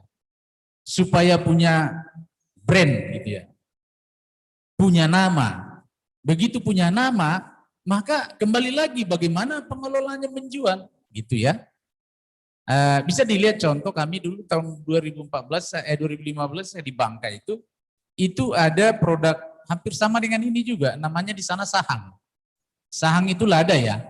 Nah, lada dari tadinya 40.000 per kilo, begitu di branding di KI, diakui keberadaannya, itu bisa mencapai sampai 120.000 per kilo, artinya 100% lebih capaiannya. Nah, sekarang ini juga karena masyarakat di dunia sekarang membutuhkan produk-produk yang alami seperti ini. Ya, kalau kita minum kopi di Belanda, sekarang Nescafe aja, Nescafe, karena itu yang ada di branding di otaknya. Ya, tapi ketika kita misalnya sodorkan kopi Pinogu, kemudian ada kopi dari dari Toraja, dari ini, mereka katakan good, bagus, enak. Belinya di mana? Nah, kembali lagi kan, siapa yang memasarkan? Saya kemarin baru masuk sini, apa produk sini gitu ya. Terus istri saya searching, ketemu itu gula aren, nggak tahu gula aren Atinggola apa namanya, tapi dalam dus kayak susu gitu. Nah, itu di televisi disiarkan. Diangkat, itu bisa sampai jadi obat imun untuk COVID lah, apalah macam-macam itu. Nah, promosinya luar biasa. Tapi begitu saya singgah di tempat jualannya itu, saya tanya yang jual, ini di mana produknya? Nggak tahu dia, nggak bisa nyari dia di tempat tuh. Kayak gini mall kayak gini, ini di mana barang ini gitu. Nggak tahu dia, yang jual itu nggak tahu gitu. Akhirnya saya cari sendiri. Oh ini ada, saya bilang. Ada, saya beli. Itu gula aren yang itu Pak, yang buat diseduh itu. Nah, gula semut ya, apa namanya? Gula semut itu. Itu di medsos sudah begini gitu. Tapi bagaimana kita membuat itu jadi sesuatu yang dikonsumsi masyarakat tidak hanya di Gorontalo. Nah, tapi kan pedagangnya harus juga diberikan pengetahuan itu gitu loh. Promosinya ya, Bahkan Pak. mereka juga harus bisa menjelaskan seperti yang di TV tadi. Ya, supaya orang datang ke sini oleh-olehnya satu sini. Gula Atinggola. Gula cair apa tadi? Gula Atinggola juga, ya kan? Minyak kelapa Kampung, ya. Itu yang harus di-branded gitu. Jadi tidak cukup hanya dapat ini, mohon izin. Jangan hanya dapat sertifikasi ini. Bagaimana branding, di-rebranding lagi gitu. Menjadi booming gitu. Begitu booming, kita dapat rasakan manfaatnya, hasilnya. Gitu. Ya. Jadi karau sudah kedengaran. Tapi masih banyak orang datang ke Gorontalo belum tahu itu karau. Iya kan? Iya. Harusnya begitu datang, kalau orang datang ke Jogja, yang dicari mana? Batik di mana? Di pasar Klewer, pasar ini kan, gitu kan? Ya, kalau orang datang ke Kalimantan juga akan singgah di batik-batik yang ada di sana. Nah, di sini apakah sudah singgah? Nah, itu pertanyaannya. Kan? Karena orang pasti ada kepengen untuk mengambil oleh-oleh khas daerahnya. Nah, ini juga bagian nanti dari pembinaan mungkin dari ibu ini atau dari pemerintah daerah. Jadi KI itu sebenarnya kekayaan intelektual itu kan penting untuk membranding, ya, membranding dan menjamin kualitasnya. Ketika sudah di-branding, kualitasnya dijamin. Jadi tidak ada lagi orang-orang yang mengeluarkan nanti produk-produk palsu. Nah, itu yang nggak boleh.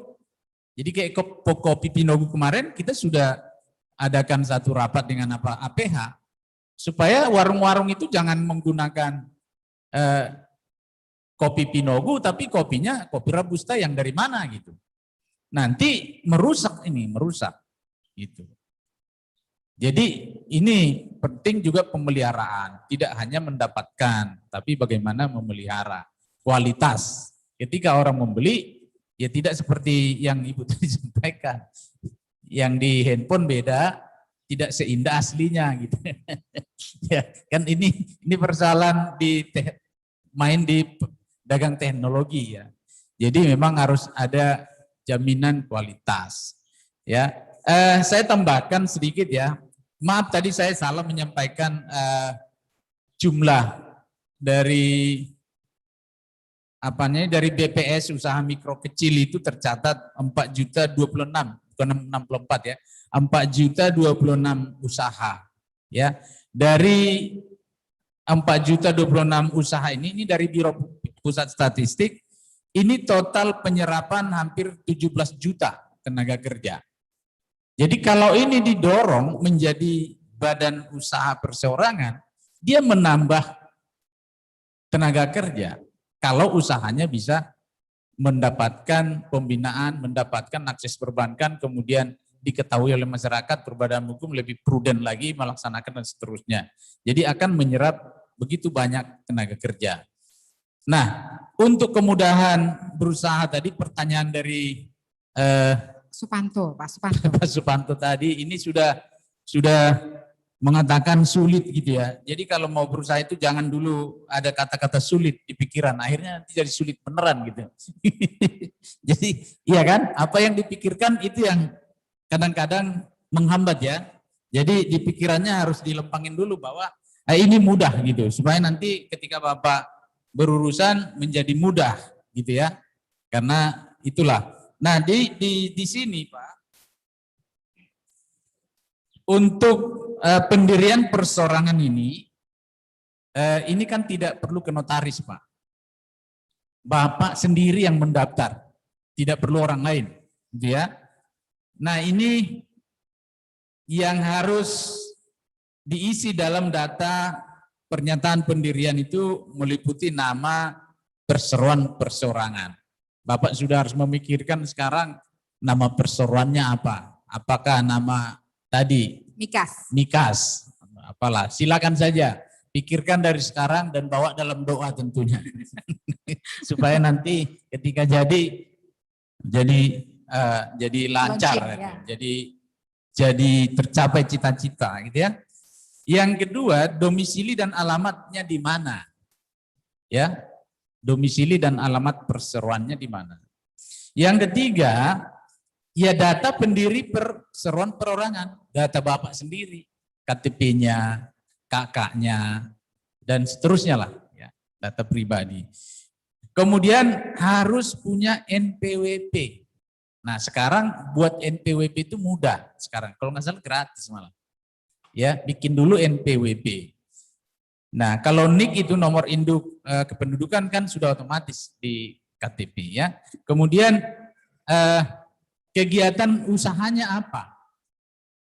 Kegiatan usahanya apa? Mengolah minyak kelapa kampung. Minyak kelapa kampung, kemudian nanti ada deskripsinya lah bagaimana prosesnya kan gitu ya. Kemudian modal di sini untuk khusus perseroan perorangan ini modal sebenarnya dari 0 sampai 5M ya. 5M. Bapak mau punya 100 juta bagus, kalau punya 10 juta juga bagus, nggak ada masalah. Kalau nggak ada cuma 5 juta, 5 juta juga bisa, nggak ada masalah gitu ya. Tapi ini ada pemisahan modal dengan kekayaan pribadi, ya gitu ya. Nah, kemudahannya gimana? Jadi ada pemisahan kekayaan pribadi dan perusahaan dalam bentuk pernyataan modal. Sekaligus memudahkan para pelaku usaha dalam mengakses pembiayaan dari perbankan. Jadi berapa modal yang Bapak catatkan di usaha Bapak itu nanti akan menjadi pertimbangan pihak perbankan memberikan jumlah kredit. Kan begitu. Semakin banyak modalnya, mungkin dari pihak perbankan semakin prudent memberikan modal, kan gitu. Seperti itu. Jadi kalau dari kecil ya kecil dulu. Tapi kalau perbankan melihat perspektifnya bagus, ada penilaian tersendiri kan. Kriterianya mereka sangat rigid kalau perbankan mau memberikan permodalan. Nah sekarang dari pemerintah, UMKM yang dikelola oleh Ibu ini dipukul rata 1,5 juta seorang gitu. Karena memang belum badan usaha. Ya Bu ya. Belum badan usaha, belum badan hukum gitu. Iya, usaha mikro. Ini dipukul rata aja sekian lah per orang gitu. Masih seperti itu. Nanti kalau sudah jadi perusahaan perseorangan, tentu pihak perbankan bisa melihat liabilitasnya. Ya, kemungkinan kemampuan perusahaan untuk membayar kreditnya, kan seperti itu. Nah, kemudian ini status badan hukum diperoleh setelah mendaftarkan pernyataan pendirian secara elektronik. Bapak tidak perlu kemana-mana, dari handphonenya juga sudah selesai gitu ya. Nanti didaftar di sana dengan ketercukupan tadi itu. Tentu nanti mengupload dokumennya ya. Kemudian di sana sudah disiapkan formulirnya, form pendaftarannya di aplikasinya yang secara elektronik, tidak harus ke notaris lagi, ya. Dan ini bersifat one tier, ya. Jadi pendiri sekaligus ya direktur dia juga, dia pemegang saham dia juga gitu. Jadi sama dengan PT, tapi kalau PT kan ada direktur, ada komisaris, ada ini, itu ada strukturnya. Ini nggak ada strukturnya ini, Bapak semuanya, ya. Ya komisarisnya Bapak sendiri, direkturnya Bapak sendiri, ya kalau ada masalah Bapak sendiri juga gitu. Konsekuensinya memang begitu, gitu ya. Kemudian ini kalau di PT kita ada pengumuman bahwa PT ini sudah dibentuk. Kalau di sini pendaftaran ini kita yang mengumumkan, Kementerian Hukum dan HAM mengumumkan. Jadi tidak perlu menunggu diumumkan di berita negara, ya. Nah, ini yang saya sampaikan kepada Bapak. Jadi yang tadi pengusaha minyak tadi sudah ada gambaran itu ke depan jadi pengusaha minyak beneran tuh. Ya, ya. Nah, ini keuntungan ini harus diingat. Bapak ingat keuntungan, jangan ingat sulit-sulitnya dulu. Ingat keuntungan. Kalau orang mau maju harus begitu, ya. Sekalipun kita harus siap dengan risiko-risikonya, ya. Jadi pemisahan harta pribadi dengan perorangan, kemudian akses terhadap perbankan itu menjadi bagian-bagian keuntungan dari mendirikan perusahaan perseorangan. Kemudian melakukan perikatan transaksi. Jadi kalau Bapak nanti sudah punya usaha minyak, nanti ada pabrik tertentu yang butuh minyak, Bapak sudah bisa berkontrak karena punya badan hukum.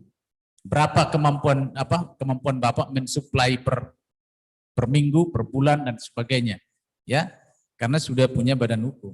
Kemudian yang saya katakan tadi, Bapak memiliki kepercayaan diri, prudent. Saya ini direktur. Pengusaha, komisaris, kan? Nah, itu penting karena kalau mau berusaha itu kita harus prudent dulu, harus percaya diri, harus ada gitu. Nanti kalau diundang ke Kumham misalnya ada butuh minyak untuk lapas per minggu sekian gitu ya, misalnya ya Bapak kan sebagai direktur agak inilah pakai jas, pakai ini kan kelihatan, ya kan? Jadi kita yakin kan gitu ya. Tapi kalau datang udah lusuh, udah kebanyakan keluhan, ini bisa nggak ini kan gitu ya. Itu menyangkut performa. Jadi yang saya bilang tadi itu prudent itu performa. Ya, kan? Kemudian nanti dalam hal PPh untuk tentu pajak ada. Kan ini juga pemasukan buat negara ya. Nah, itu lebih rendah dibanding PPh perorangan pribadi. Nah, ini yang bisa saya sampaikan, mudah-mudahan nanti Bapak tergerak hatinya dan pengusaha-pengusaha lain, teman-teman yang bergabung di UMKM maupun yang belum bergabung, yang punya niat berusaha supaya dengan munculnya perusahaan perseorangan ini menjadi momen penting untuk kita sikapi, kita menjadi pengusaha perseorangan. Terima kasih. Iya, terima kasih. Kalau saya ke Jakarta, Pak, ngomongnya Gorontalo yang ditanya Norman Kamaru. Padahal sudah lama tidak eksis lagi ya. Baik, saya ke Ibu Lila. Ibu Lila mungkin ada 2 pertanyaan yang bisa dijawab, Bu. Terkait apakah bisa dipermudah dengan cara langsung datang ke kabupaten atau ke desa atau ke kelurahan untuk mempermudah ya Pak Supanto ya, supaya juga bisa ketahuan mandeknya di mana. Rata-rata yang ngurus izin, ya betul kan Bu, rata-rata yang ngurus izin ini kita nggak tahu lamanya di mana sebenarnya, karena kita juga ada SOP kan di masing-masing instansi itu pasti ada SOP. Kita juga bahkan tidak tahu mungkin wah keselip nih berkasnya kurang 1, tapi karena Sabtu Minggu libur tidak diinformasikan sehingga itu bisa memperlambat proses. Akhirnya mereka mungkin butuh sekali untuk memperluas jaringan, tapi karena lama keluar izinnya sehingga juga mematahkan semangat mereka. Jadi itu pertanyaan dari Pak Supanto. Kemudian yang tadi terkait peralatan ya, apakah ini kita bicara kondisi daerah terkait halalnya gula merah itu, karena di hutan pas diproduksi itu banyak juga hewan-hewan liar yang berkeliaran. Mungkin Ibu Lila bisa sedikit memberikan informasi, silakan. Baik, terkait izin. Jadi Pak Supanto, memang untuk online submission system sebenarnya di tahun 2020-2021 kita sudah beberapa kali melakukan edukasi dan langsung simulasi untuk pembuatan izin OSS untuk UMKM. Jadi tahun ini kita ada 3 angkatan dan memang belum sampai ke kabupaten kota langsung di titiknya. Mungkin ke depan kita akan agendakan, tapi memang untuk yang sekarang kita buka linknya Pak, Bu. Mungkin ada beberapa yang belum tahu. Jadi di fanpage Perut UMKM itu kita ada buka link, kira-kira UMKM ini mana nih yang mereka butuh. Misalnya mereka permasalahannya di izin, Bu, kita belum ada NIB, UMK. Oke, jadi UKM-UKM itu yang kita klasifikasi, oh ini butuh kelas ini, butuh kelas ini. Dan kami di tiap minggu secara periodik itu ada kelas bisnis khusus untuk tema yang mereka butuhkan. Seperti OSS ini misalnya mereka butuh perizinan, oke kita fasilitasi. Kalau misalnya mereka ada PKP, mereka butuh izin PIRT tapi belum ada sertifikat keamanan pangan. Nah, kita fasilitasi dengan Dinas Kesehatan bagaimana membuat pelatihan untuk penyuluhan keamanan pangan. Mungkin seperti itu. Nah, sementara memang untuk UKM yang ingin membuat izin dan belum tahu kendalanya di mana, memang pasti ada beberapa, misalnya NPWP-nya salah, NIK-nya dengan ada masalah dengan di Dukcapil, itu banyak sekali permasalahan yang sehingga NIB dan IUMK-nya itu tidak keluar. Jadi memang perlu pendampingan, karena kalau kita banyak sekali UMKM yang mungkin belum terlalu terlalu dengan aplikasi, sehingga kita harus perlu dampingi. Jadi teman-teman mungkin kalau misalnya ada UMKM di Gorontalo Utara yang masih butuh untuk kira-kira permasalahannya di sini bisa bergabung dengan di medsos, di Facebook ada fanpage Perut UMKM di Pemerintah Provinsi Gorontalo, ada di Instagram, dan kemudian juga ada di Facebook. Teman-teman UKM kalau misalnya bisa bergabung dan bisa daftar, kita buka linknya Pak, Bu. Jadi tiap minggu, 2 minggu sekali kita ada kelas bisnis, dan bisa memang sementara kita di kantor karena apalagi sekarang PPKM, jadi kita membatasi yang biasanya 30 orang per kelas, ini hanya 50%-nya. Mungkin demikian. Iya, kalau terkait yang tadi. Terkait halal ya. Jadi khusus memang gula merah, di kita memang ada fasilitasi untuk sertifikasi halal di dinas. Jadi ada kita fasilitasi UKM-UKM yang perlu sertifikasi halal, yang syaratnya adalah sudah punya PIRT dulu. Jadi untuk gula merah memang nanti kita lihat kira-kira apakah sudah memerlukan, karena ini kan biasanya secara kolektif ya untuk tempat produksinya itu. Jadi biasanya kita kasih ke UKM, masing-masing UKM, tapi kalau untuk pembuatan gula merah yang setengah jadi itu memang nanti kita lihat, kita identifikasi kira-kira apakah perlu difasilitasi untuk sertifikasi halal. Baik, terima kasih Bu Lila. Tadi sudah dijawab Pak Kakanwil, itu persyaratan ya Pak Kanwil ya, persyaratan untuk mengurus untuk ke perseroan perorangan. Ada yang tanya di YouTube Pak, tadi sudah dijelaskan Pak Kanwil. Nah ini ada pertanyaan menarik nih, tadi sudah dari secara langsung saya dapat nih dari YouTube, katanya apakah surat pernyataan atau sertifikat perseroan perorangan yang akan keluar dapat menjadi jaminan untuk meminjam modal di bank? Apakah dapat dijamin bahwa bank akan menerima minjem gitu loh Pak, seperti SK gitu. Mungkin boleh dijawab Pak Kanwil.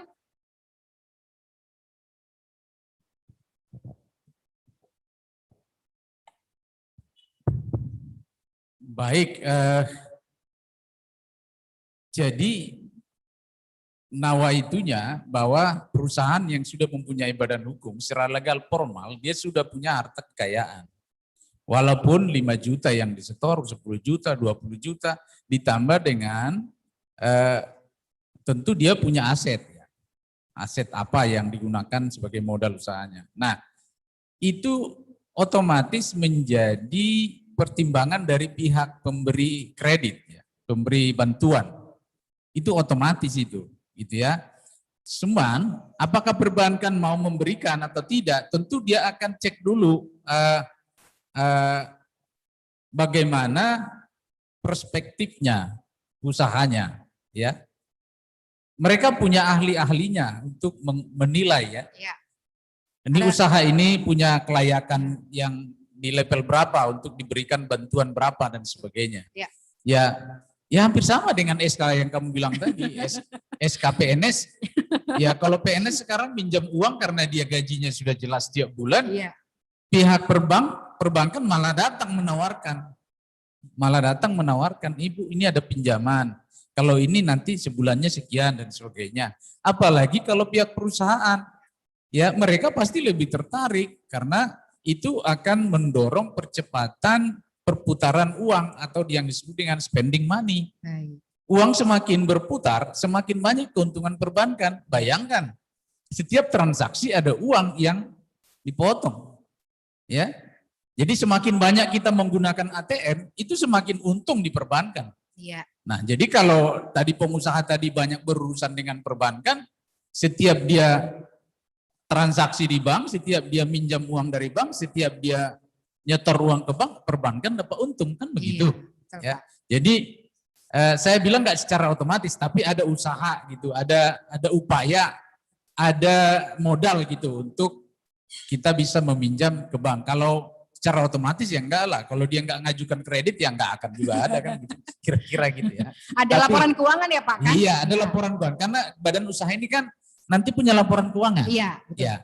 Jadi karena ini sudah resmi jadi badan hukum, perusahaan perseorangan namanya, maka ada kewajiban membuat laporan keuangan gitu. Dari laporan keuangan lah diketahui bahwa perusahaan ini perusahaan yang survive atau tidak, kan gitu. Nah, dari situ pihak perbankan akan bisa menilai ya berapa pinjaman, berapa kredit yang bisa diberikan. Di samping dari pemerintah sekarang juga membantu kok ya. Kenyataannya membantu gitu loh. Pemerintah mau bantu nanti kalau sudah ada badan usahanya, ya mungkin lebih mudah juga, gitu kan? Karena sudah jelas identitasnya. Ya, sudah jelas pelakunya siapa, penanggung jawabnya siapa, dan melakukan pembinaan pun sudah lebih mudah karena sudah jelas siapa yang mau dibina. Gitu. Saya pikir itu ya. Iya. Terima kasih. Oke. Terima kasih Pak Kakanwil. Ini kita waktunya nggak kerasa udah 1 jam ya Bapak Ibu. Kita masih pengen lama-lama tapi tenang saja, kita besok-besok juga masih akan tetap live di Humas Kemenkumham Gorontalo, tapi kita pindah tempat. Nah, sebenarnya hari ini Pak Kanwil mau ngasih pertanyaan, karena waktu yang nggak cukup, jadi kita akan kasih hadiah untuk 2 orang penanya tadi. Mana Pak? Oh boleh, silakan. Kebetulan hadiahnya 3 nih, jadi kita kasih 3 orang penanya. Silakan, maju-maju di sini Pak.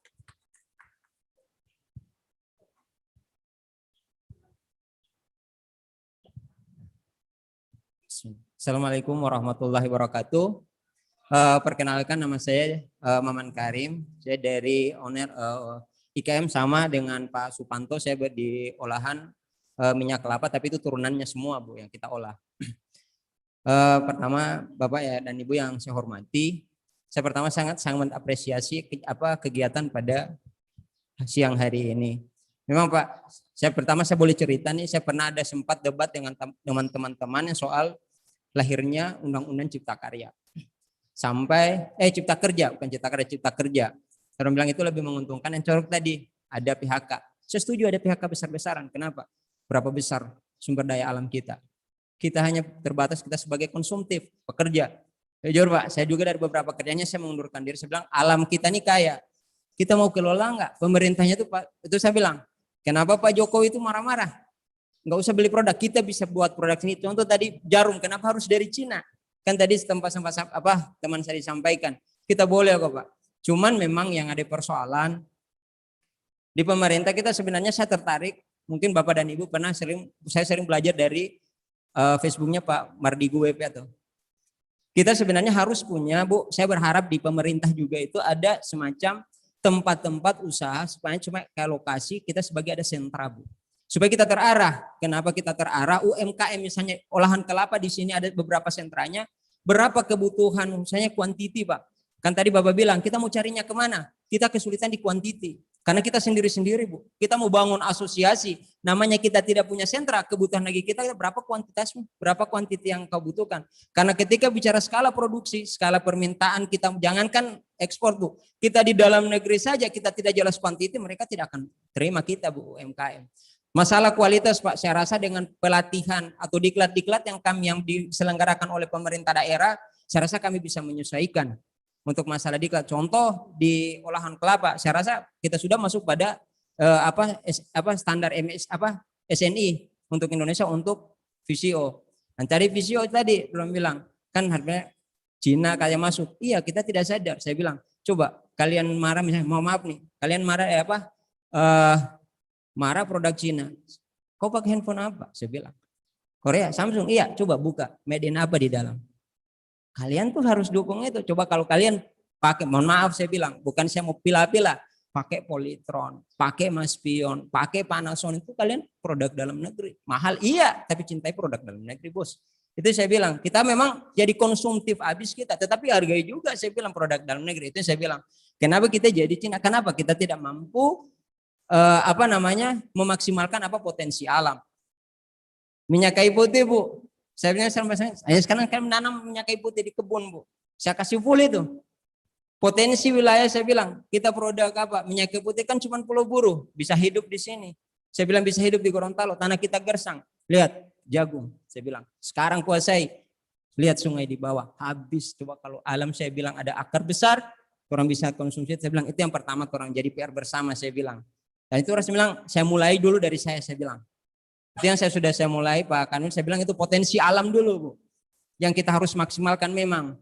Kita pikirkan juga, kita maksimalkan. Nah, baru yang saya berharap di pemerintah, Bu. Ada tidak, Bu? Kan selama ini kita berarah di produk. Nah, coba kalau semua sudah bikin pisang goreng, bikin tuh kue-kuean yang tidak pernah kita pikirkan tuh ada pasti orang-orang yang punya jiwa, apalagi kita yang keluar, misalnya mohon maaf, Bu, saya dari keluaran dari sarjana tapi dari teknik. Kan ada penelitian-penelitian yang bersifat teknis, itu kami terbatas dengan modal. Ada nggak biaya untuk ke situ? Misalnya silang saja, Bu, dari dinas. Pernah terpikirkan tidak? Misalnya untuk pembuatan ini. Selalu kan kita beli produk misalnya dari Cina lagi, atau dari Amerika lagi. Kita dari sini kan dari ada bengkel las, buat ini tapi dari hasil penelitiannya kita. Yang hasilnya minimal sama, Pak. Kan beli di kita, Pak. Ada maksudnya di dalam anak-anak lokal lah. Yang bisa ciptakan itu alat. Ada nggak, Bu, misalnya kita bisa sharing dana, minimal sharing lah, Bu, nggak semuanya dari dinas, tapi minimal kita sudah berusaha ada nggak dari itu. Itu yang pertama saya harapkan ke depan. Dan itu Pak, saya berharap memang di regulasi ini saya sangat syukur dengan ciptakannya hadir. Jangan lagi ada tumpang tindih tadi yang teman-teman katakan tadi, Pak. Saya setuju OSS-nya hadir itu ada beberapa misalnya kemudahan dalam berusaha. Tetapi lagi-lagi buntutnya kalau kami untuknya misalnya produk, kami akan skala bersaing, Pak. Kalau misalnya contoh tidak punya sentra-sentra industri lah katakanlah di mana blok-blok sentra industri untuk kami. Contoh sekarang saya alami, saya vakum, Bu, di VCO. Karena apa? Bahan baku berapa kita jual, Pak? Bahan baku kan kita bersaing dengan 2 pengepul besar yang ada di Provinsi Gorontalo, Pak.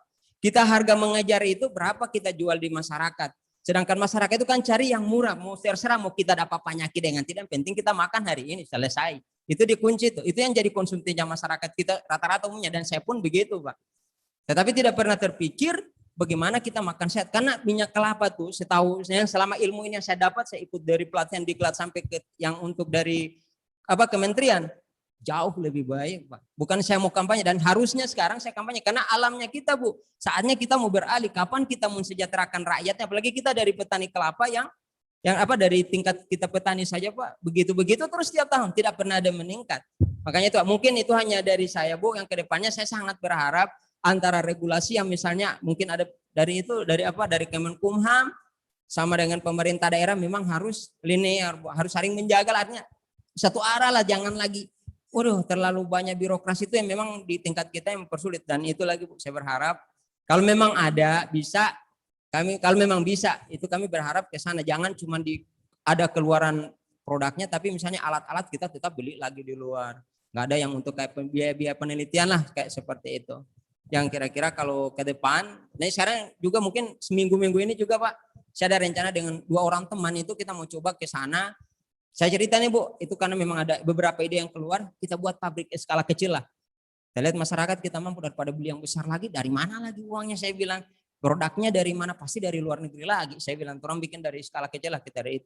Mungkin itu dari saya Bu sebagai penguatan. Artinya seperti itu harapan kami yang diperlaku usaha yang di tingkat bawah Bu. Yang itu mungkin dari saya. Terima kasih Bu. Assalamualaikum warahmatullahi wabarakatuh. Boleh langsung aja Pak, silakan. Pak Maman Karim ini sudah mengintegrasikan jiwa dan raganya ini untuk NKRI. Jadi saya berdoa 10 tahun lagi jadi bupati di sinilah. Ya. Saya kasihan lihat gunung-gunung itu, betul apa yang disampaikan tadi. Saya baru keliling sini, kenapa gunung-gunung ini semua jadi begini, saya bilang. Tanam jagung katanya. Lah itu kan jadi longsor. Nah, tapi ya bukan urusan saya, tapi saya melihat lah ini bahaya juga ini kan gitu ya. Beliau tadi yang mengatakan, jadi saya hanya mempertegas saja, dia sudah melihat menyatukan jiwa dan raganya dengan alam yang ada di sini. Keluar dari perusahaan yang hanya digaji dengan karyawan gitu ya. Ini sudah satu itikat atau mental block yang bagus Pak. Ya, itu masalah mental block. Jadi mental block Bapak ini sudah pecah nih, sudah bagus nih. Tinggal diimplementasikan saja.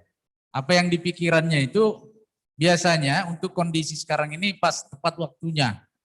Ya, cuman memang harus dikomunikasikan, disampaikan. Ya, seperti tadi ada keinginan-keinginan itu kalau bisa dirumuskan dalam bentuk proposal, coba kasih sama ibu kita ini, Dewan Presiden sama Bapak itu. Supaya nanti bisa didiskusikan di tingkat jajaran pemerintah. Ya, kalau itu sesuatu yang mendongkrak nama wilayah dan juga mendongkrak ekonomi daerah, itu pasti didukung. Pasti didukung gitu. Ya, persoalannya kadang-kadang tidak dikomunikasikan. Jadi apa yang dipikiran Bapak, ya Bapak pikirkan sendiri gitu. Nah ini persoalan ini.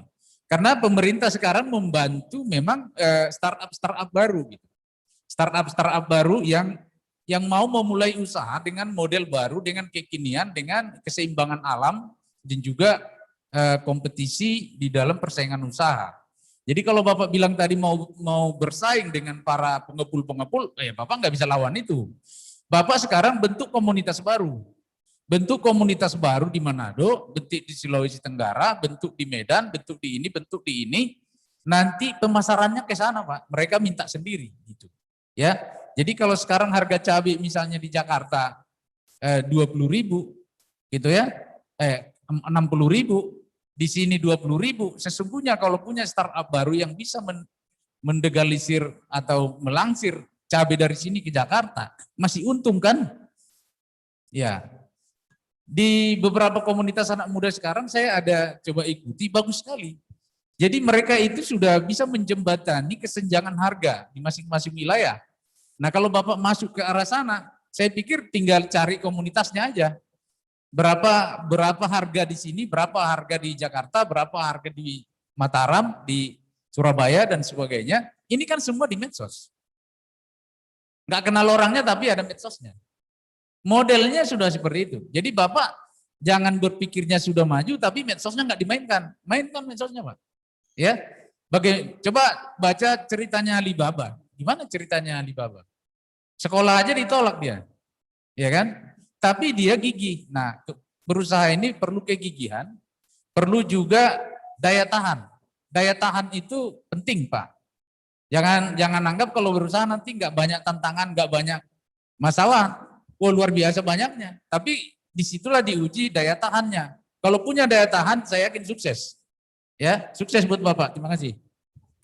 Iya, boleh kita berikan aplaus untuk calon bupati ya. Amin ya. Oke, langsung kita berikan hadiah kepada ketiga penanya tadi. Boleh langsung ke depan. Silakan Pak Sardan, Pak Supanto sama Pak Maman. Iya, akan diserahkan langsung oleh Pak Kakanwil, mungkin didampingi oleh Pak Kabid dan Bu Lila akan diabadikan. Silakan di sini Pak. Iya. Ini ngadepnya kemana nih? Oke, ngadepnya ke sana Pak. Silakan. Di sini dong di tengah. Iya. Silakan Pak Kanwil, Pak Kabid, Bu Lila.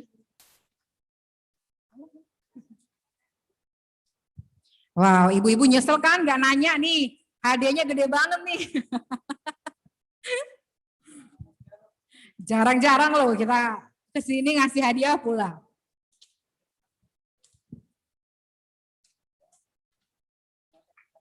Iya, terima kasih. Foto dulu, foto dulu.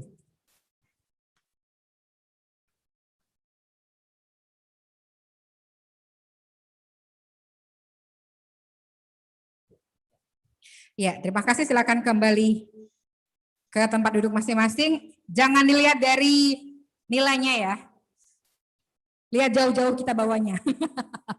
Baik, karena waktu udah nggak cukup lagi sebenarnya ya, Bapak Ibu, kita langsung ke closing statement. Kita ke Ibu Lila dulu deh. Ibu Lila, kira-kira gimana untuk diskusi kita hari ini? Apa yang mungkin bisa disampaikan ke masyarakat Gorontalo Utara? Silahkan. Baik, teman-teman para UMKM yang ada di Gorontalo Utara, kami dari Dinas Pemperindak Provinsi Gorontalo sangat apresiasi dengan kegigihan UMKM yang ada di Gorontalo Utara, dan kami berdoa insya Allah UKM Gorut bisa lebih berdaya saing, bisa lebih gigih, bisa lebih tangguh, dan lebih berkompeten untuk di masa yang setelah pandemi ini. Dan insya Allah bisa melahirkan produk-produk yang lebih kompetitif, lebih inovatif, dan lebih kreatif. Demikian. Baik, ke Pak Kabid deh.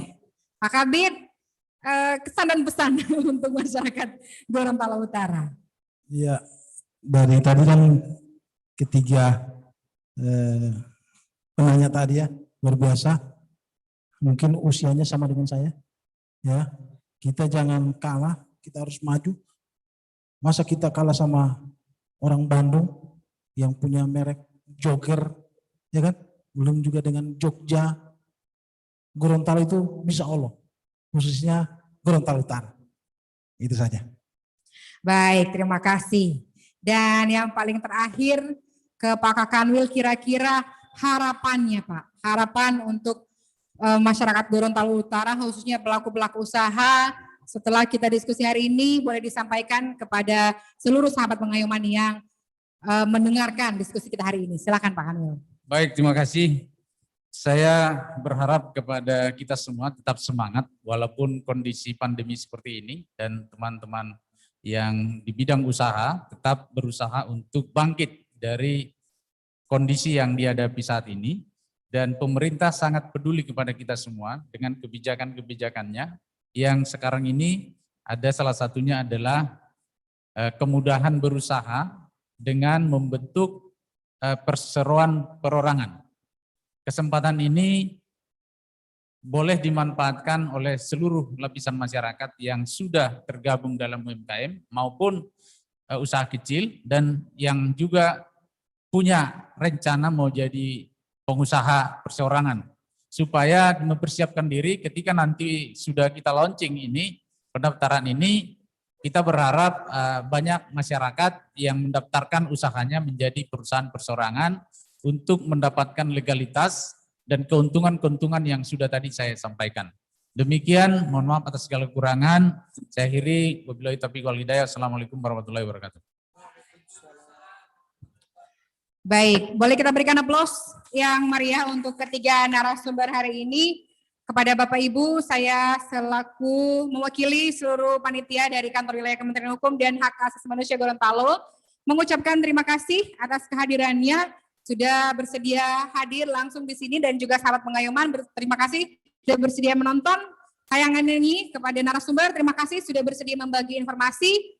Bagi yang ingin masih mendengarkan informasi-informasi dari kami, jangan lupa juga saksikan kami di Kakanwil Menyapa next di Kabupaten Bualemu dan Pohuwato. Saya Marvina Sapii pamit undur diri, sampai ketemu di kegiatan selanjutnya. Wabillahi taufiq wal hidayah. Wassalamualaikum warahmatullahi wabarakatuh.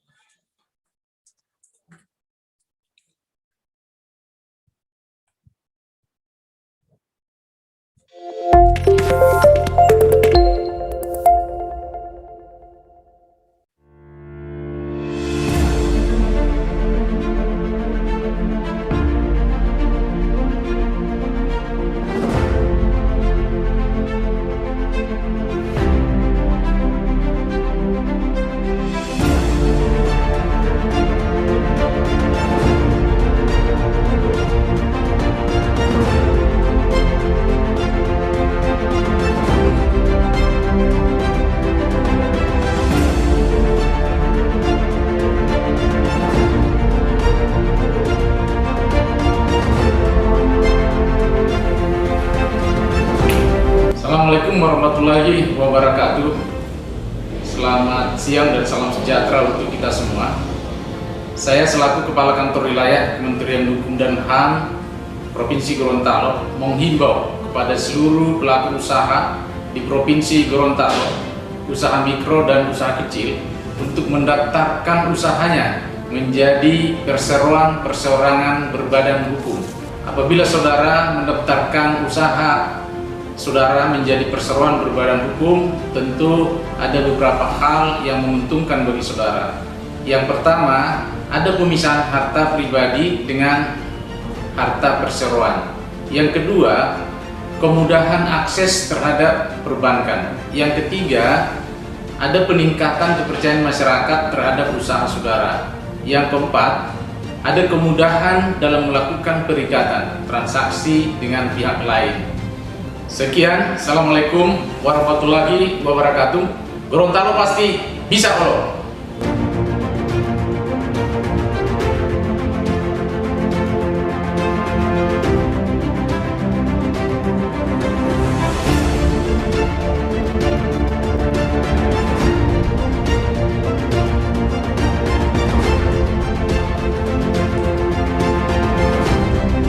Assalamualaikum warahmatullahi wabarakatuh.